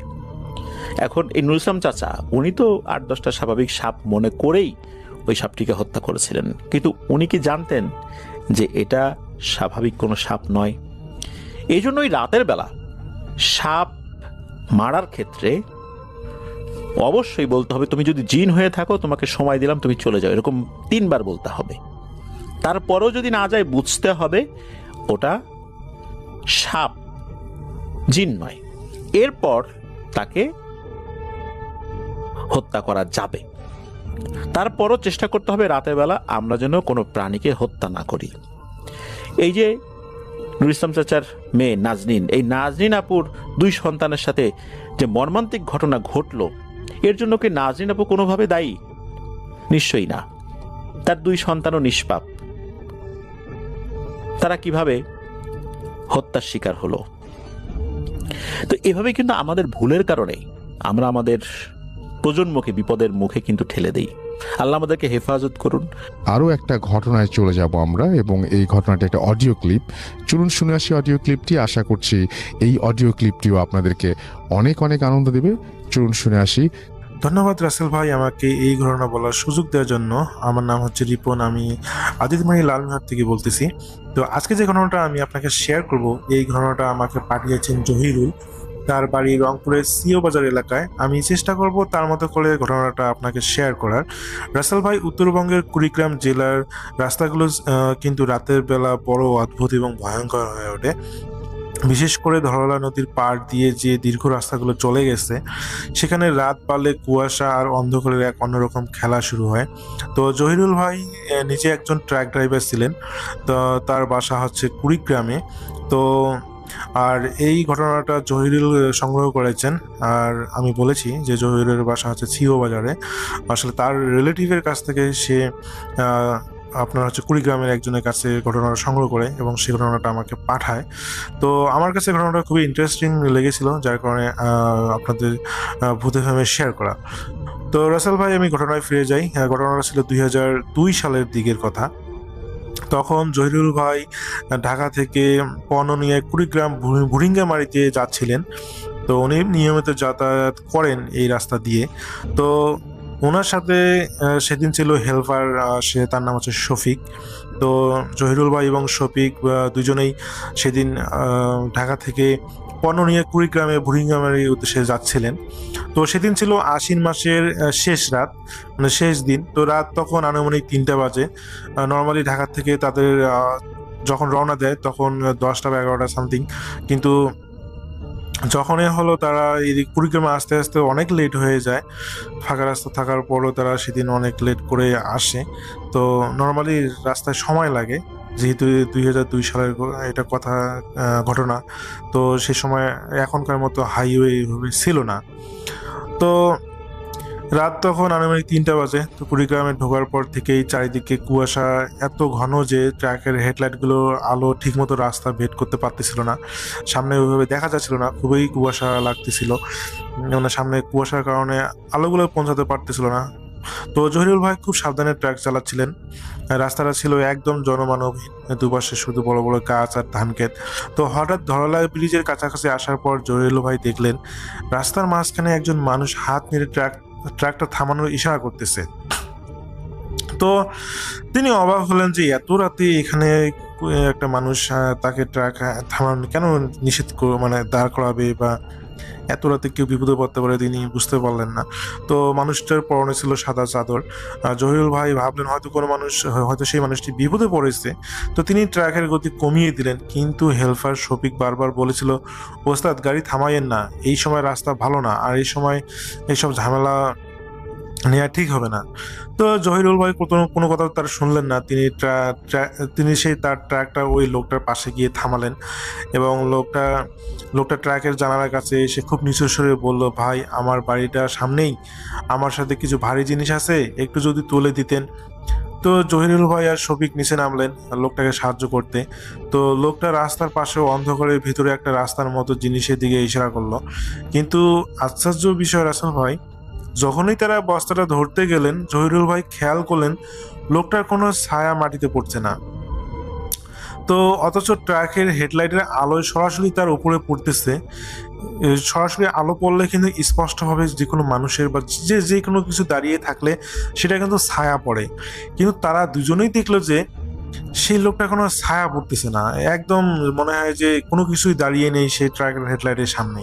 তো শফিক ভাই তো ভয়ে আগেই ট্রাকের ভিতরে ঢুকে পড়ল।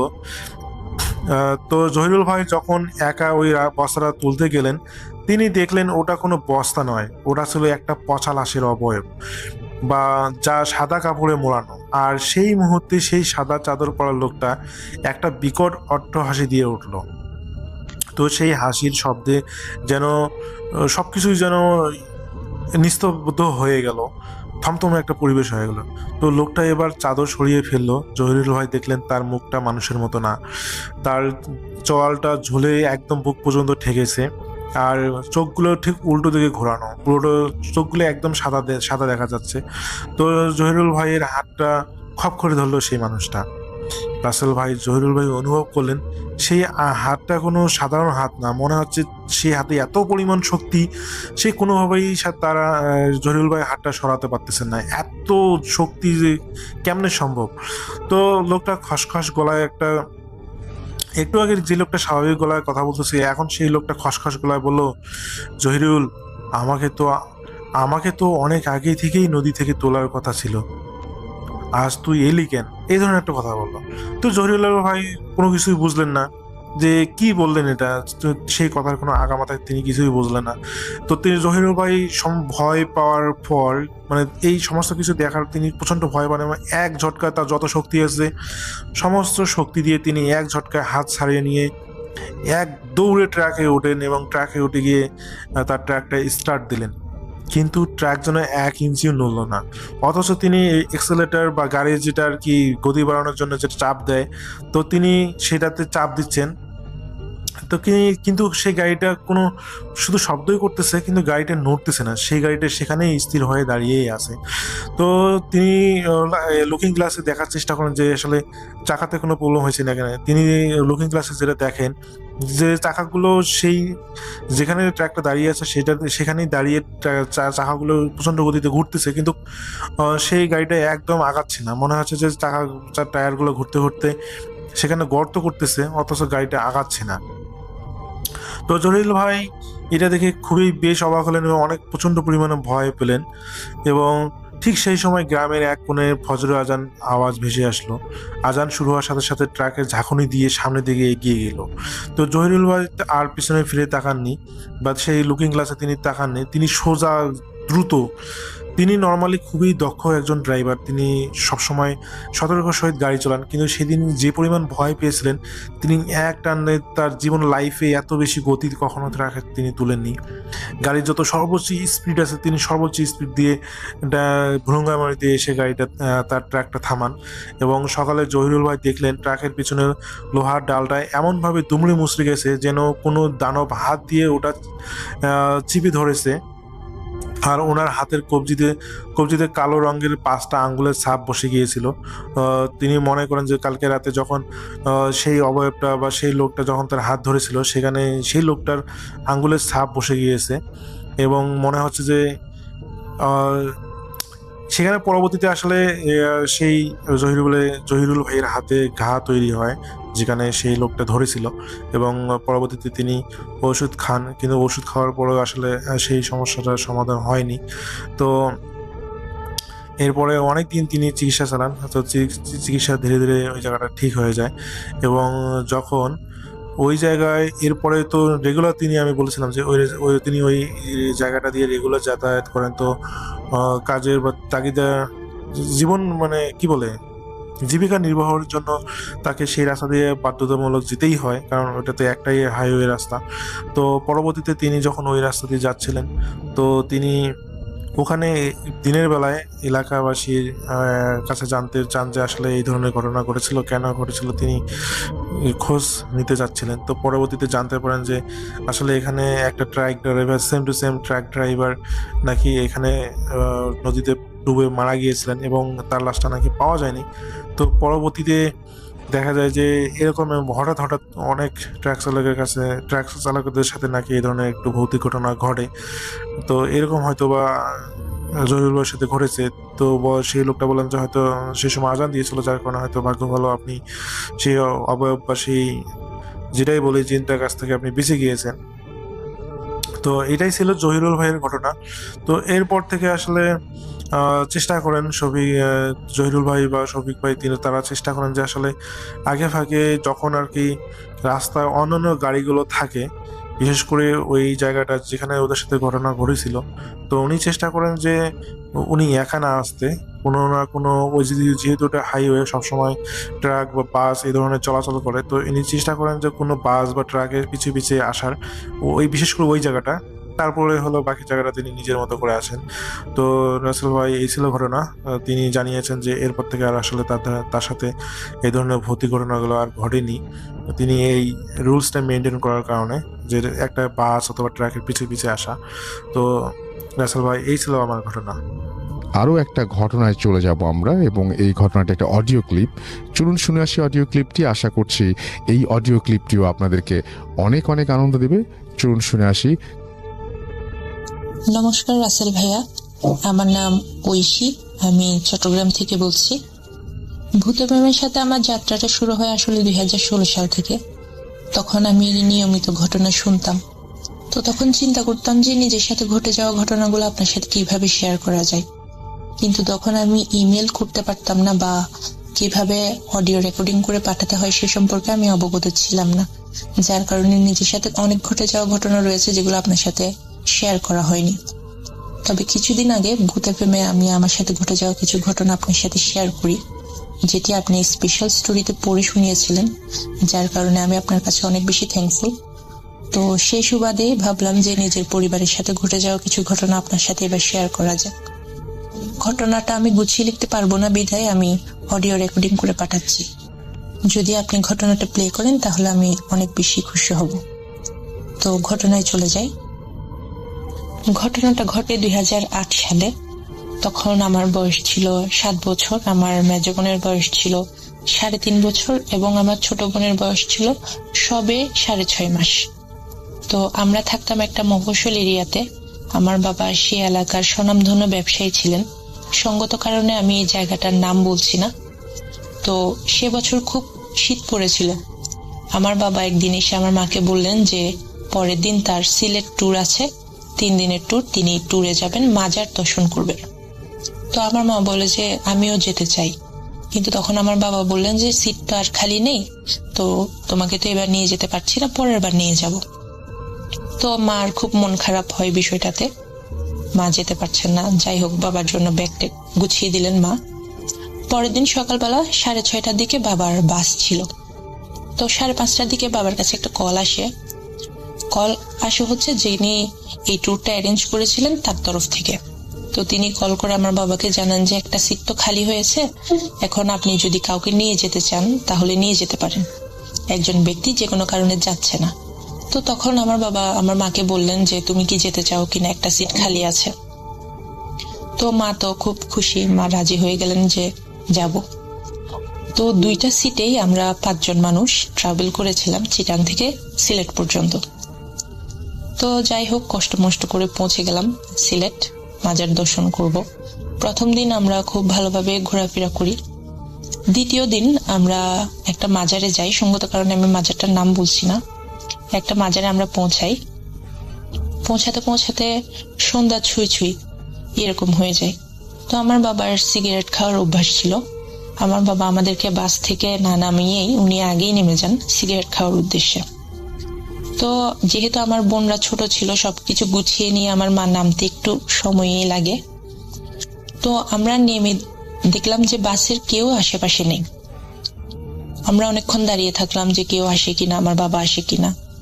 তো তখন কেউ আসলো না, বাসে কেউ নেই, বাসের ড্রাইভারও নেই, ইভেন হেল্পারও নেই। তো কি করব, অপরিচিত জায়গা। মা বললো যে চল হাঁটতে হাঁটতে দেখি ভিতরের দিকে যদি কাউকে পাই।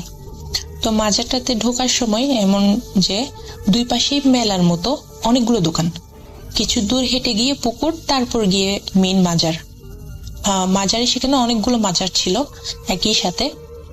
তো যাই হোক, আমরা হেঁটে ঢুকতে ঢুকতে একটা পুকুর পাড়ে গিয়ে পৌঁছালাম। তো পুকুর পাড়ে মা বললো যে এখানে কিছুক্ষণ বসি, দেখি তোর বাবা বা বাসের কাউকে দেখি কিনা, যদি কেউ আসে তাহলে তাদের সাথে কথা বলবো। তো পুকুর ঘাটে আমরা বসলাম, কিন্তু আমাদের পরিচিত কাউকেই আমরা দেখতে পেলাম না। প্রায় আধা ঘন্টার মতো আমরা বসে আছি, এদিকে সন্ধ্যা হয়ে গেছে, অন্ধকার হয়ে গেছে। তো ভাবলাম কি করা যায়। তখন মা বললো যে আচ্ছা যাই, মাজারের দিকেই যাই না হয়, তো তার আগে একটু হাত মুখটা ধুয়ে নিই। তো মা আমার ছোট বোনকে আমার কোলে দিলেন এবং মেজ বোনকে হাত ধরে নিয়ে একসাথে পুকুরে নামলেন হাত মুখ ধোয়ার উদ্দেশ্যে। তো মা আর আমার মেজ বোন হাত মুখ ধুচ্ছেন, তো আমি আমার ছোট বোনকে কোলে নিয়ে বসে আছি। হঠাৎ করে একজন মহিলা আসলেন আমার সামনে, যিনি ছিলেন বোরকা পরা, তার মুখ ঢাকা, বোরকা পরা, নেকাব করা একজন মহিলা আসলেন। তো উনি এসে আমাকে বললেন যে বাচ্চাটাকে আমার কোলে দিয়ে তুই মুখ ধুয়ে আয়।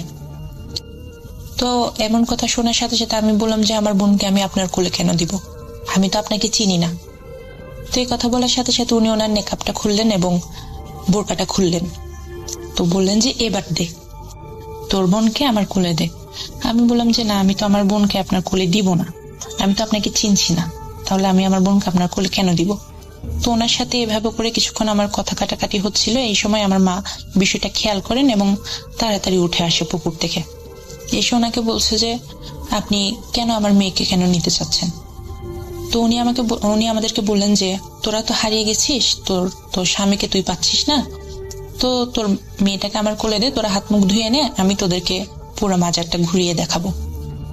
তো অপরিচিত মানুষ, আমার মা তো বিশ্বাস করতে পারলেন না আমার বোনকে আমার মা ওনার কোলে দেননি। তো যথারীতি আমার মা আমার বোনকে কোলে নেওয়ার পর, ছোট বোনকে কোলে নেওয়ার পর আমি গিয়ে হাত মুখ ধুয়ে আসলাম। উনিও আমার সাথে নামলেন এবং হাত মুখ ধুলেন মহিলাটা। তো এরপর উনি আমাদেরকে নিয়ে বললেন যে চল, তোরা তো মাজারটা চিনিস না, আমি চিনি, চল তোদেরকে ঘুরে দেখাই। তো উনি এরপর আমাদেরকে নিয়ে মাজারের ভিতরে ঢুকছেন। আমরা আশেপাশে খেয়াল করছি, কিন্তু আমাদের সাথে বাসে ট্রাভেল করা কাউকে আমরা ওই টাইমে দেখিনি।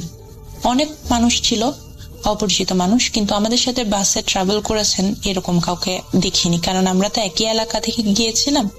কাউকে না কাউকে তো দেখার কথা, এলাকার মানুষজনকে তো চিনি টুকটাক, কিন্তু কাউকেই দেখিনি। তো যাই হোক, মহিলাটা আমাদেরকে নিয়ে মাজারে ঢুকলেন, ভিতরে প্রবেশ করলেন এবং এক একটা মাজারের সামনে গিয়ে আমার মাকে বললেন এবং আমাকে বললেন যে যা গিয়ে সেজদা কর। তো উনি কিন্তু ঢুকছেন না মাজারে, উনি বাইরে থেকেই বলছেন যে যা ওখানে গিয়ে সেজদা করে আয়। তো যাই হোক, আমরা গেলাম, গিয়ে মাজার ঘুরলাম। যেহেতু এখানে একটু আপনাদের মনে প্রশ্ন আসতে পারে যে আমরা হিন্দু মানুষ, আমরা মাজারে কি করছি। যদিও আমরা হিন্দু, কিন্তু আমরা মাজার দর্শন করি, মসজিদে যাই না, যদিও মসজিদে তো মেয়েদের প্রবেশ নিষেধ, আমরা মাজারগুলো দর্শন করে থাকি। তো যাই হোক, মহিলাটা আমাদেরকে কয়েকটা মাজার এভাবে ঘুরে দেখালেন এবং সেজদা করতে বললেন, আমরা সেজদাও করলাম। উনি যেরকম বললেন আমরা ওরকম করেছি। তো এরকম করতে করতে মিনিমাম ঘন্টা 1.5 ঘন্টা পার হয়ে যায়। আমরা তখনও খুঁজছিলাম আমার বাবা কোথায়। কন্টিনিউয়াসলি আমার মা আমার বাবাকে ফোন করে যাচ্ছিল, কিন্তু আমার বাবার ফোনে কিছুতেই সংযোগ দেওয়া সম্ভব হচ্ছিল না। আশেপাশে যাদের নাম্বার ছিল সবাইকে কলে ট্রাই করা হচ্ছিল, কারো ফোনেই সংযোগ দেওয়া যাচ্ছিল না। তো এভাবে করতে করতে মহিলাটা আমাদেরকে হাত ধরে ধরে সমস্ত মাজার ঘোরায় এবং এক পর্যায়ে একটা জায়গায় এসে দাঁড় করায়। তো দাঁড় করানোর পর আমার মেজ বোন বলে যে আমার খুব পানির পিপাসা পেয়েছে, আমি পানি খাবো। তো মহিলাটা বললো যে চল আমার সাথে চল, আমি পানি খাইয়ে নিয়ে আসি। আমার মা বলে যে না, আমি আপনার সাথে তো ছাড়বো না, চলেন আমরা সবাই মিলে যাই। তো মহিলাটা বলে যে না, তোদের যাওয়া দরকার নেই, আমি যাচ্ছি, পানি খাইয়ে আনি। তো আমার মা তো কিছুতেই ছাড়বে না। তো আমরা একসাথে গেলাম, গিয়ে আমার একটা দোকান থেকে আমার বোনকে পানি টানি খাইয়ে আমরা আবার যে জায়গায় দাঁড়িয়েছিলাম ওই জায়গায় চলে আসি। আসার পর মহিলাটা বলে যে আমার কাজ শেষ, তোর হাজবেন্ড এখন আসবে, তোকে খুঁজতেছে অনেকক্ষণ ধরে, কিন্তু তোকে পাচ্ছে না, আমার কাজ এবার শেষ, এবার আমার যেতে হবে। তো এমন বলে মহিলাটা আমাদের থেকে বেশি না 5 হাত মতো সামনে গিয়েই ধোঁয়ার মতো কুণ্ডলি পাকিয়ে কোথায় যেন চলে যায়। এরপর মহিলাটিকে আমরা আর খুঁজে পাই না, দেখতেও পাই না। যেই না মহিলাটা আমাদের চোখের সামনে ভ্যানিশ হলো, তখনই আমরা দেখতে পেলাম যে আশেপাশে আমাদের সাথে বাসে ট্রাভেল করা অনেক মানুষ ওখানে, কিন্তু তাদেরকে আমরা এতক্ষণ খুঁজেও পাইনি, দেখিও নি। তো মহিলাটা যেই না ভ্যানিশ হলো, সেই আমরা সবাইকে দেখাটা শুরু করলাম। এরপর আমার মা আমার বাবাকে আবার কল করলেন। তখন আমার বাবার ফোনে কলটা কিন্তু ঢুকলো। আমার বাবার সাথে কথা বলার পর আমার বাবাকে বলা হলো যে আমরা এই লোকেশনে আছি, আপনি আসেন। তো আমার বাবা আসলো। আসার পর আমার বাবা যেটা বললো সেটা হচ্ছে, আমার বাবা গাড়ি থেকে নামার পর গাড়ির পাশেই ছিলেন এবং সিগারেট খাচ্ছিলেন, কিন্তু আমার বাবা আমাদেরকে বাস থেকে নামতে দেখেননি। আমার বাবা বাসে উঠে দেখলেন যে আমরা কেউ নেই বাসে। এরপর আমার বাবা মিনিমাম 5 থেকে 6 বার মাজারে এবং মাজারের বাইরে বেরিয়ে আমাদেরকে খুঁজেছেন এবং অনেকজনকে ফোন করেছেন যারা আমাদের সাথে ট্রাভেল করছিল। প্রত্যেকেই আমাদেরকে খুঁজছিল মাজার এরিয়াতেই, কিন্তু তারা আমাদেরকে কেউ দেখেনি, ইভেন আমরাও তাদেরকে দেখিনি। কিন্তু আমরা মাজারেই ছিলাম, ওখানেই ঘুরছিলাম। তো যাই হোক, আমাদেরকে পাওয়ার পর শেষ পর্যন্ত আমরা গিয়ে একজন বড় হুজুরের দেখা পাই একটা মাজারে। তাকে গিয়ে বলি যে এই ধরনের একটা মহিলা কি মাজারে থাকে কিনা, উনি কি আছে কিনা, আমি ওনার সাথে দেখা করতে চাই আমরা, এবং ওনাকে থ্যাঙ্কস বলতে চাই যেহেতু উনি আমাদেরকে এত হেল্প করলো। উনি কোনো কথাই আমাদেরকে বলার সুযোগ দেননি, উনি আমাদের চোখের সামনে এরকম ভ্যানিশ হয়ে গেছেন। তো ওই হুজুরটা আমাদের কাছ থেকে মহিলাটার বর্ণনা জানতে চায়। বর্ণনা জানানোর পর উনি বলে যে এই ধরনের একটা মহিলা ছিল যাকে তার হাজবেন্ড শ্বশুর বাড়ি থেকে অত্যাচার করে বের করে দেয় এবং তার বাপের বাড়িও তাকে অ্যাকসেপ্ট করেনি।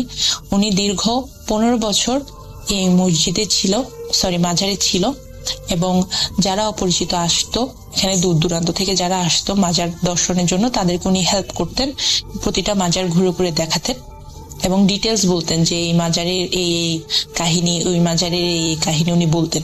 তবে বছরখানেক আগে উনি মারা যান এবং ওনাকে এখানে দাফন করা হয়। তো হুজুর আমাদেরকে নিয়ে যান এবং ওনার কবরটা দেখান। তো আমরা তো রীতিমতো শকড। ওই বয়সে আসলে এত কিছু নেওয়ার মতো সুযোগ ক্ষমতাও ছিল না, তো মোটামুটি ভয়েই পেয়েছিলাম একটু। যাই হোক, তাও ওনার কাছে আমরা মনে মনে থ্যাঙ্কফুল, এখনো থ্যাঙ্কফুল যে উনি আমাদেরকে এতটা হেল্প করলেন। তো ঘটনাটা আমাদের কাছে রহস্যময় হিসেবেই থেকে গেছে আমাদের পুরো পরিবারের সাথে, আমার সাথে, আমার মার সাথে। যদিও আমার ছোট বোনদের খুব একটা তেমন মনে নেই, আমার এবং আমার মার স্পষ্টভাবেই মনে আছে। যদি পরে কখনো সিলেট যাওয়ার সুযোগ হয় অবশ্যই ওনার কবরটা দেখে আসবো। তো রাসেল ভাই, এই ছিল আমার ঘটনা। যদি ভালো লাগে তাহলে ঘটনাটা প্লে করবেন।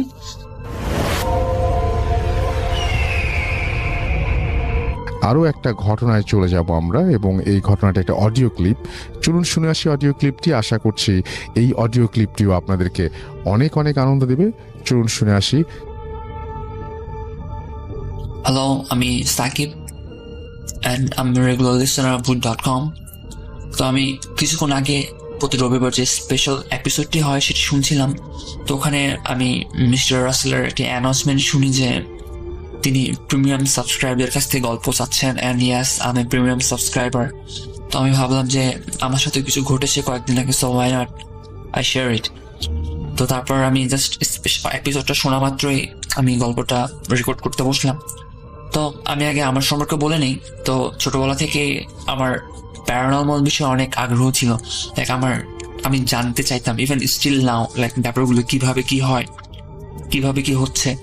তো এর পরিপ্রেক্ষিতে জিন, ভূত, লাইক বিভিন্ন ব্ল্যাক ম্যাজিক, এগুলো সম্পর্কে আমার আগ্রহ অনেক বেশি।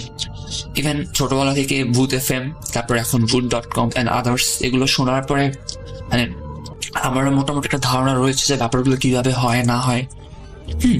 তো যা হোক, তো আগ্রহটা আমার ও পর্যন্তই ছিল।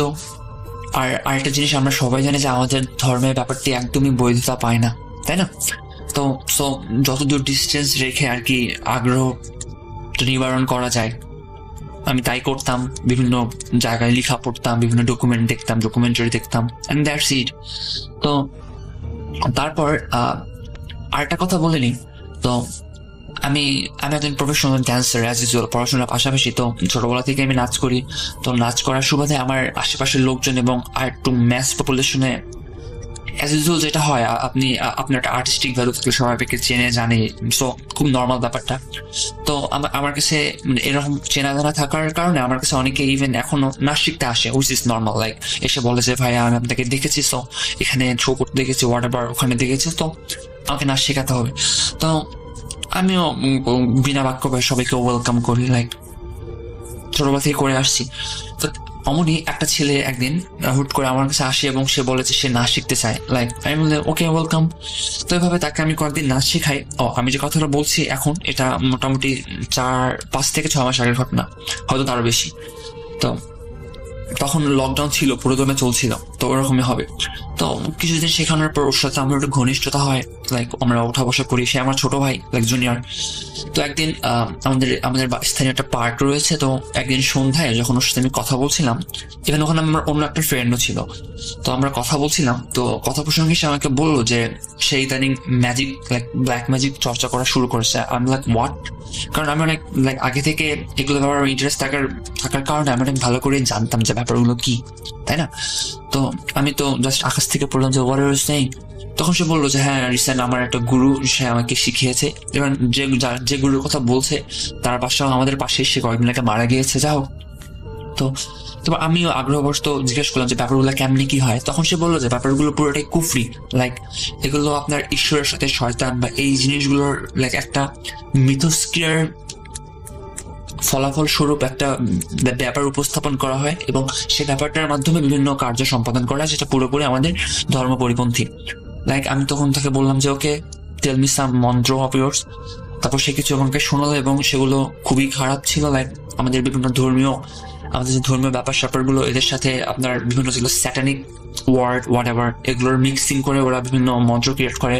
তো আমি তাকে বললাম যে আচ্ছা তাহলে এছাড়াও তুমি কি করো? সো সে আমাকে বললো যে লাইক বিভিন্ন জিনভূত ছড়ানো, কাউকে মেরে ফেলা, যেটাকে বান বলি আমরা, সে আমাকে বানিয়ে বলেছিল। তো যা হোক, সে পড়ে থাকে। তো আমি এসব শোনার পর তাকে বললাম যে কারণ আমি তার বড় ভাই, সো আমার রেসপন্সিবিলিটি আসলে অ্যাটলিস্ট তাকে ওয়ার্ন করার জন্য। তো আমি তাকে বললাম যে স্টপ ডুইং দিস, এগুলো ভালো না।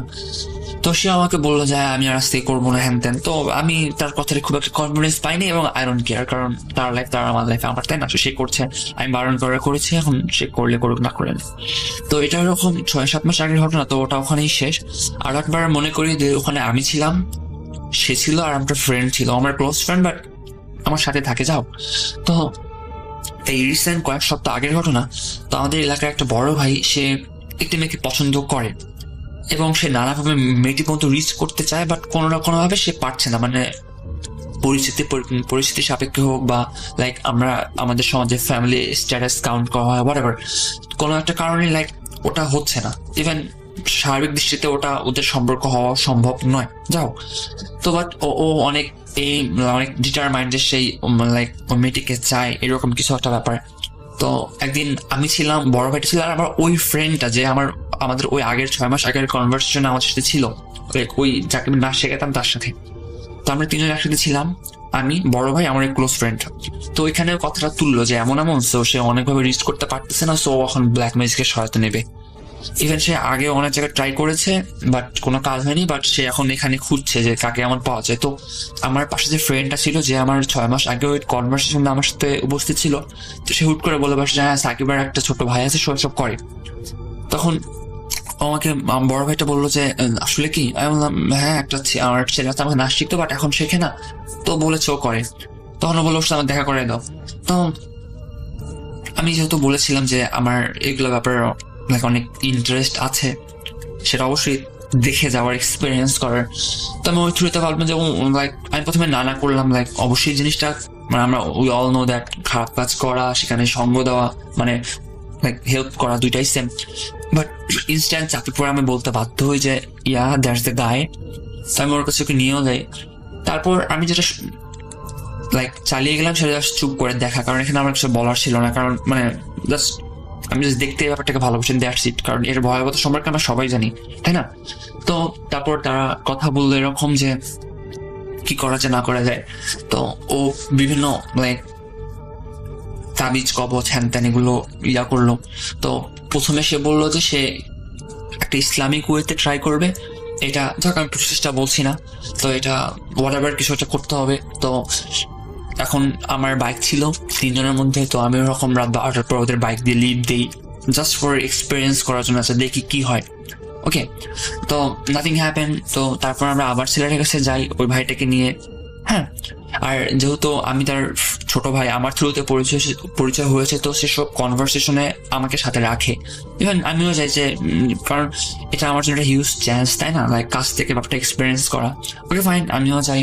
তো ওরকম গিয়ে তো লাস্ট যে অ্যাটেম্পটা ছিল সেটা সে কুফরি করবে। তো আলটিমেটলি সে করে লাইক বিভিন্ন লেখালেখি করে, আমি পাশেই ছিলাম।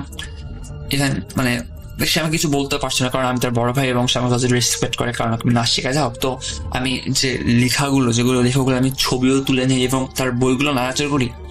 তো একটা মজার বিষয় কি, যে আমি বইগুলো ওর কাছে পড়ার পারমিশন চাই, যে আমি কি পড়তে পারি। তো আমাকে বলো ওকে ফাইন দেখো।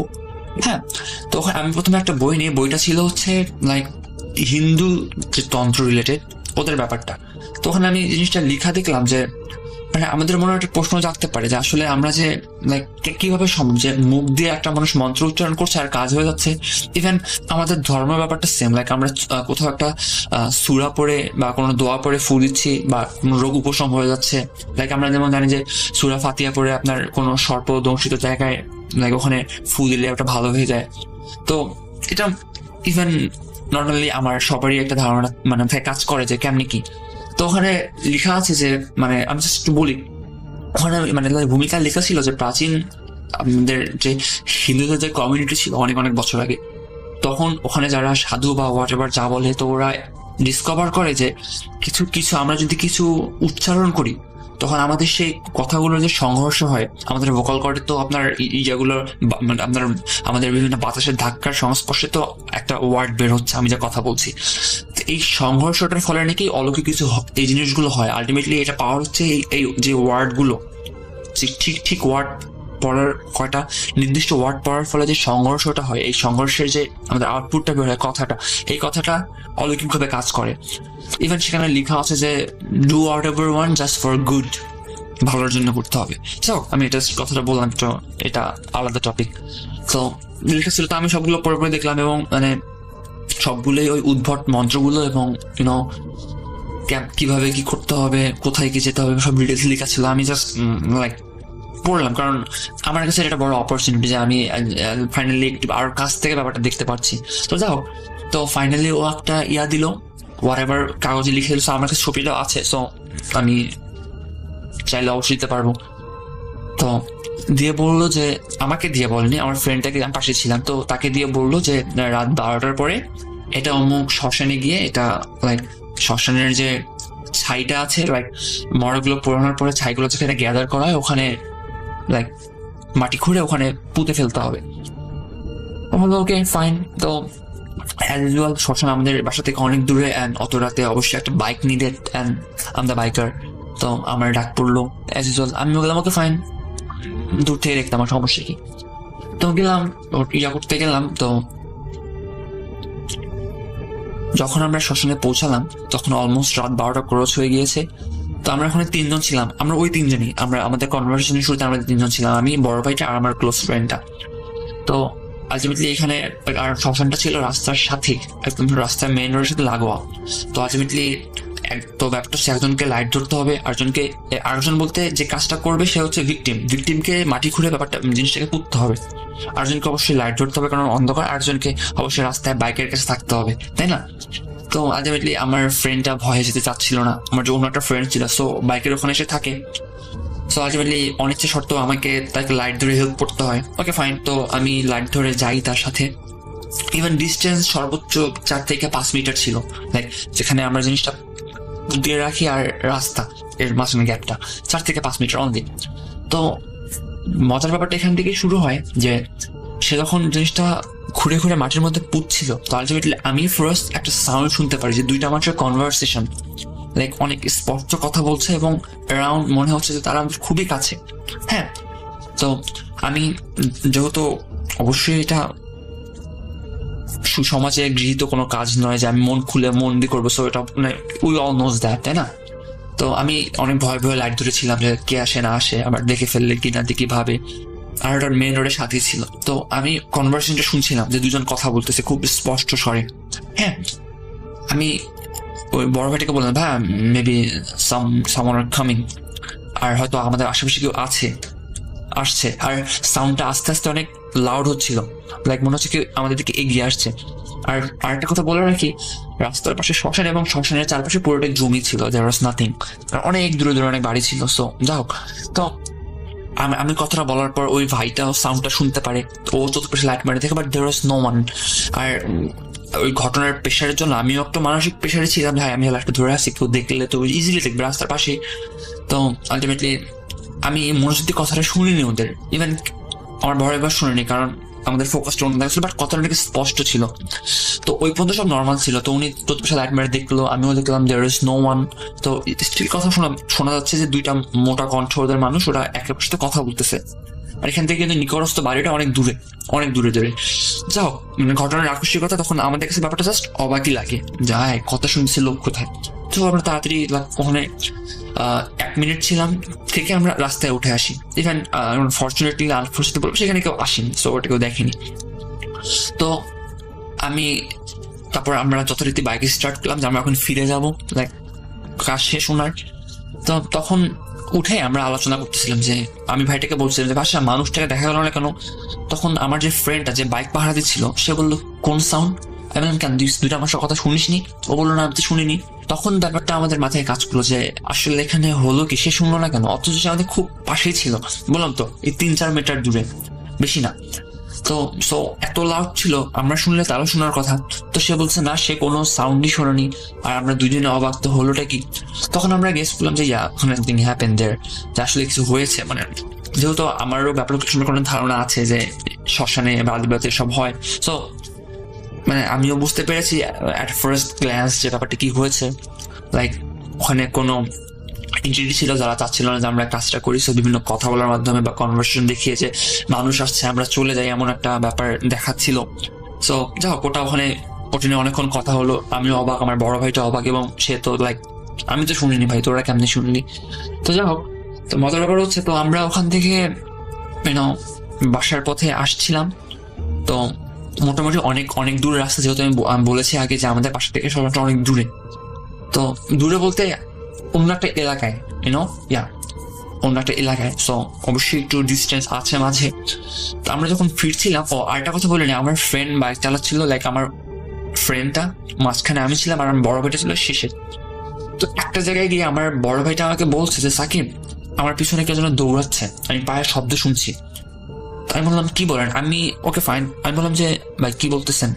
তো আমি যখন পিছনে ঘুরে তাকালাম, লাইক তখনই গাড়ির গতি কমে আসা শুরু করলো। লাইক ব্যাপারটা এমন যে আমরা যারা বাইক চালিয়েছি তারা বুঝবে আমার কথাটা। লাইক যখন তেল শেষ হয়ে যায়, তখন যেমন যদি ফ্ল্যাশ লাইট অন থাকে, যেমন বাতি নিমু করতে করতে গাড়ি থেমে যায় না, লাইক যখন তেল শেষে লাইক একবার পিক আপ টানলেও গাড়ির স্পিড পাওয়া যায় না, গাড়ি সামনে আগায় থেমে যায়, এমন একটা ব্যাপার হয়। কিন্তু ঠিক সেই ব্যাপারটা হর্ষ বললাম। আমি যখন পিছনে তাকালাম, তার কথা শুনে যে someone is running behind him. তো আমি তাকালাম, দেয়ার ওয়াজ নাথিং বাট গাড়ি স্টার্ট নিতে থেমে যাচ্ছে।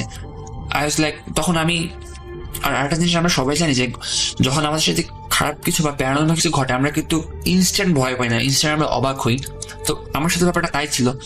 আমি ওদের বলছিলাম যে আরে মেবি গাড়ির তেল শেষ হয়ে গিয়েছে, so we need to walk now. আর এখনো বাসা অনেক দূর বাকি, হয়তো আমাদের এই রাতটায় মাঝরাতে হয়তো হেঁটে যেতে হবে, বি রেডি। ওভাবে বলছিলাম। একটু পরে দেখি আবার লাইক গাড়ি তার পুরো দমে চলতে শুরু করলো, এভরিথিং ইজ ফাইন। আমরা তিনজন লাইক হোয়াট, কি হলো? তারপর আমরা গাড়িটা থামালাম। তারপর আমরা জাস্ট চেক করে দেখলাম যে লাইক গাড়ি লাইক একদম লোড তেল গাড়িতে। সো এটা কোনো ছিল না। তো ওখানে কি হলো, তো আবার আমরা ব্যাপারটা লাইক আমি বুঝতে পারলাম যে ব্যাপারটা আসলে কি হয়েছে। দেয়ার ওয়াজ সামথিং। হ্যাঁ, আমরা আজকাল শুনে আসি যে যখন ফিল করি আমাদের গাড়িটা করে ইন্ডাস্ট্রি গাড়িটা একটু ভর বেড়ে যায় বা এনভায়রনমেন্ট চেঞ্জ হয়েছে। সো এটা ব্যাপারটা অমনই ছিল। তো ওই জায়গাটা আমার বড় ভাইটা বললো যে সে পিছনে কিছু শুনতে পাচ্ছে, আর আমরা যখন ঘুরে তাকালাম আলটিমেটলি গাড়িটা তখন থেমে যাওয়া শুরু করছিল। তো মেবি একটা জোন ছিল, ওটা পার হওয়ার পরে এভরিথিং সব কিছু ভালো হয়ে গেল। তো তারপর আমরা চলে আসি অ্যান্ড দ্যাটস ইট। তো এখানে মূলত ব্যাপারটা ছিল যে লাইক আমরা শ্মশানে গিয়েছিলাম, আর শ্মশানে অনেক ইভিল স্পিরিট থাকে, উই অল নোজ দ্যাট, এবং সেটা ছিল রাত 12টার পরে ওদের টাইম পুরো।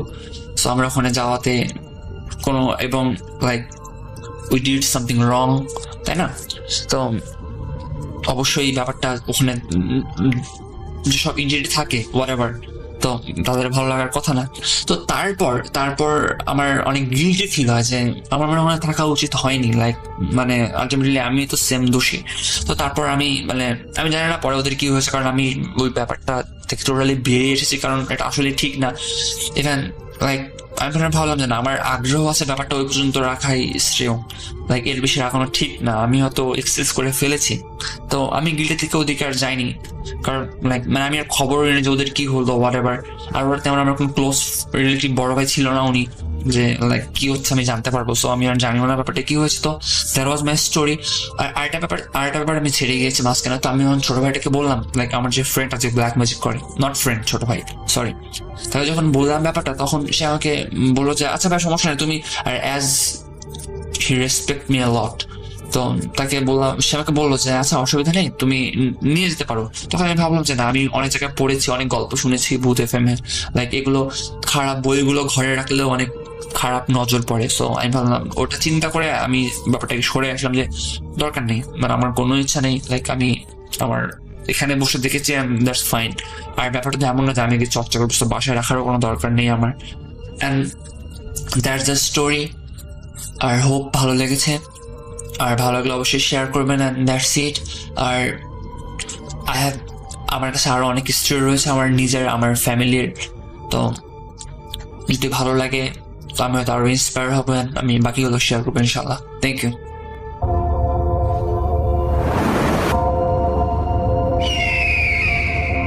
Welcome back.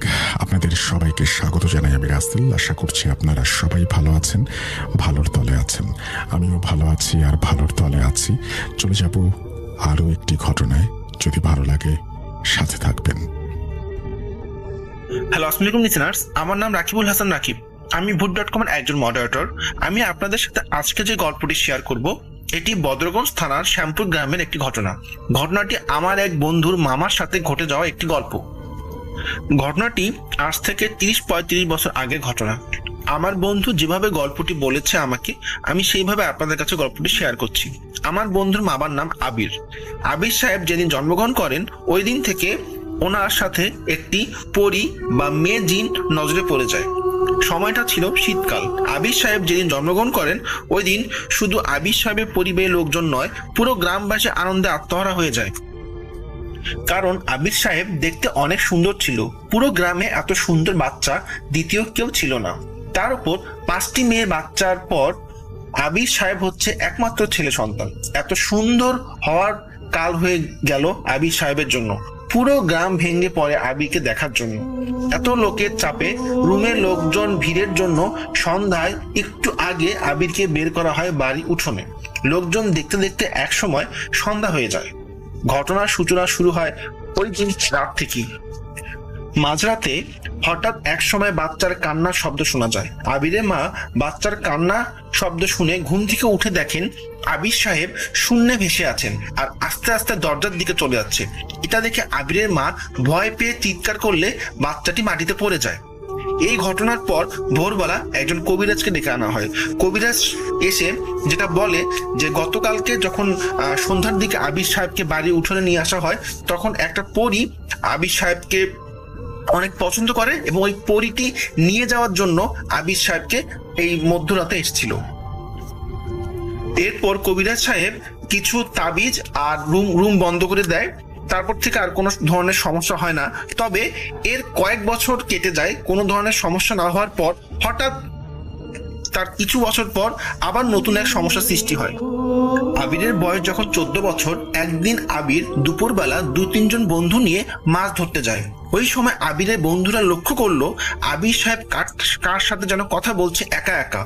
ব্যাপারটি আবিরের বন্ধুরা যখন আবিরের বাবা মাকে জানায়, ব্যাপারটি জানানোর পর আবির সাহেব বলেন যে উনি একটি মেয়ের সাথে কথা বলেন এবং ওই মেয়েটিকে উনি ছাড়া কেউ দেখতে পারে না।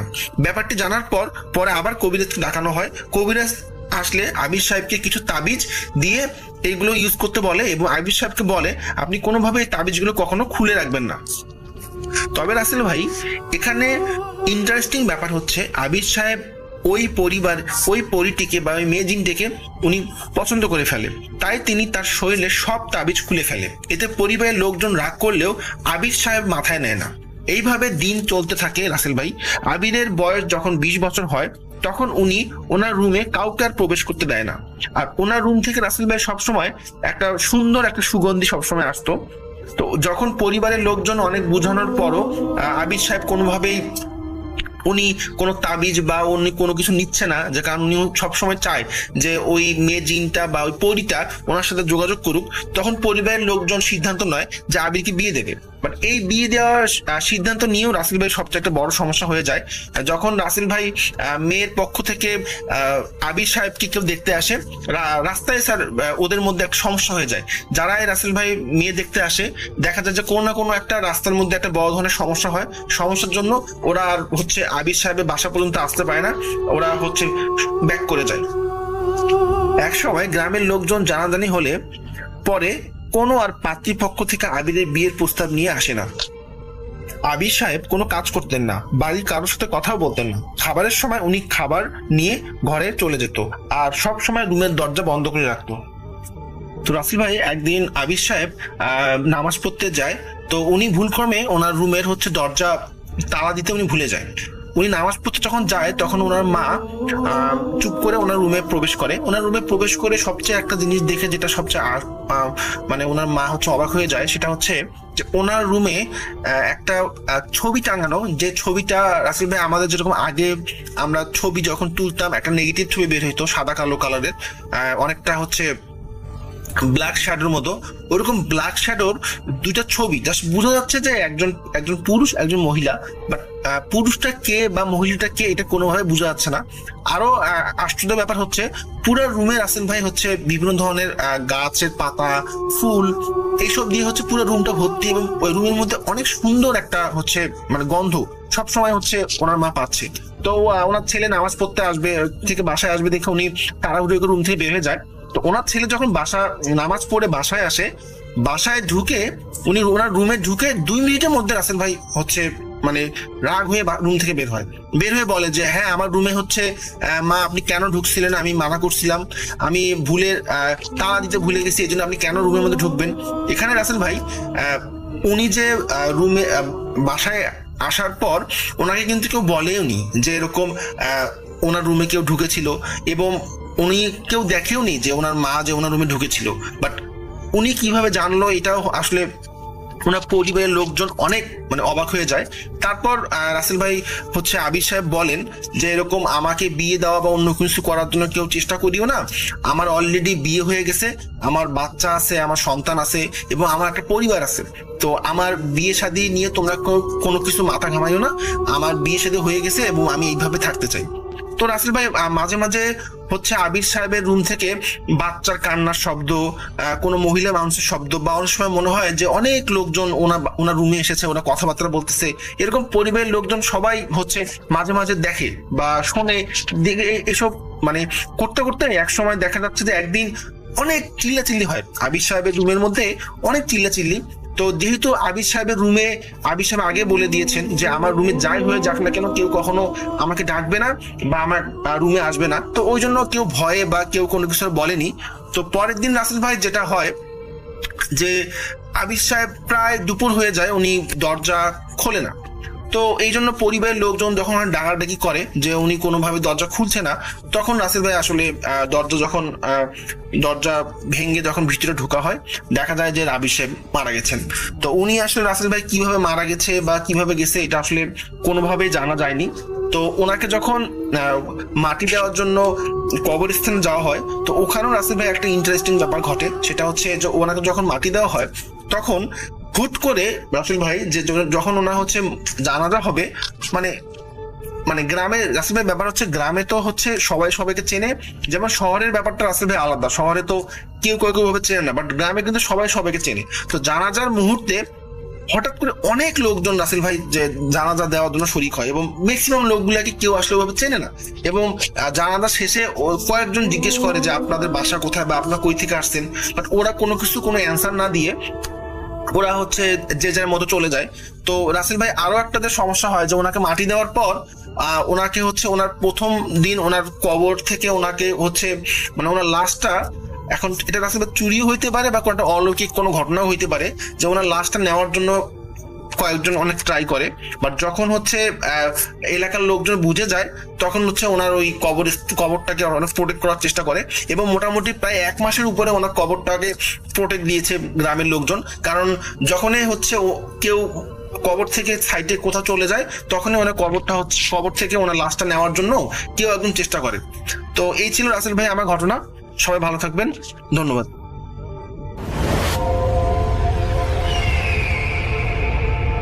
হ্যালো লিসেনার্স, আশা করি ঘটনাগুলো আপনাদের ভালো লেগেছে। আমি চেষ্টা করেছি বাছাই করে ঘটনাগুলো আপনাদের মাঝে শেয়ার করার। আমি প্রতিদিনই ঘটনাগুলো বাছাই করে আপনাদের মাঝে একটি করে এপিসোড শেয়ার করার চেষ্টা করি। যদি আমার ঘটনাগুলো একটু ভালো লাগে তাহলে অবশ্যই এই চ্যানেলটি সাবস্ক্রাইব করবেন।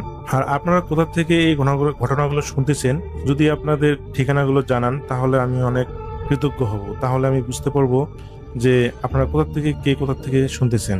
এছাড়াও আপনাদের মাঝে যদি কোনো ঘটনা থেকে থাকে তাহলে অবশ্যই আমাদের ইমেলে দেওয়া ঠিকানায় ঘটনাটা পাঠাবেন। তাহলে নেক্সট এপিসোডে আপনার সেই ঘটনাটা আমরা রাসেল ভাইয়ের মাধ্যমে অথবা আমরা নিজেরা পড়ে শোনাবো। তো ভালো থাকবেন, সুস্থ থাকবেন, এই প্রত্যাশায় আজকের মতো বিদায় নিচ্ছি। আল্লাহ হাফেজ।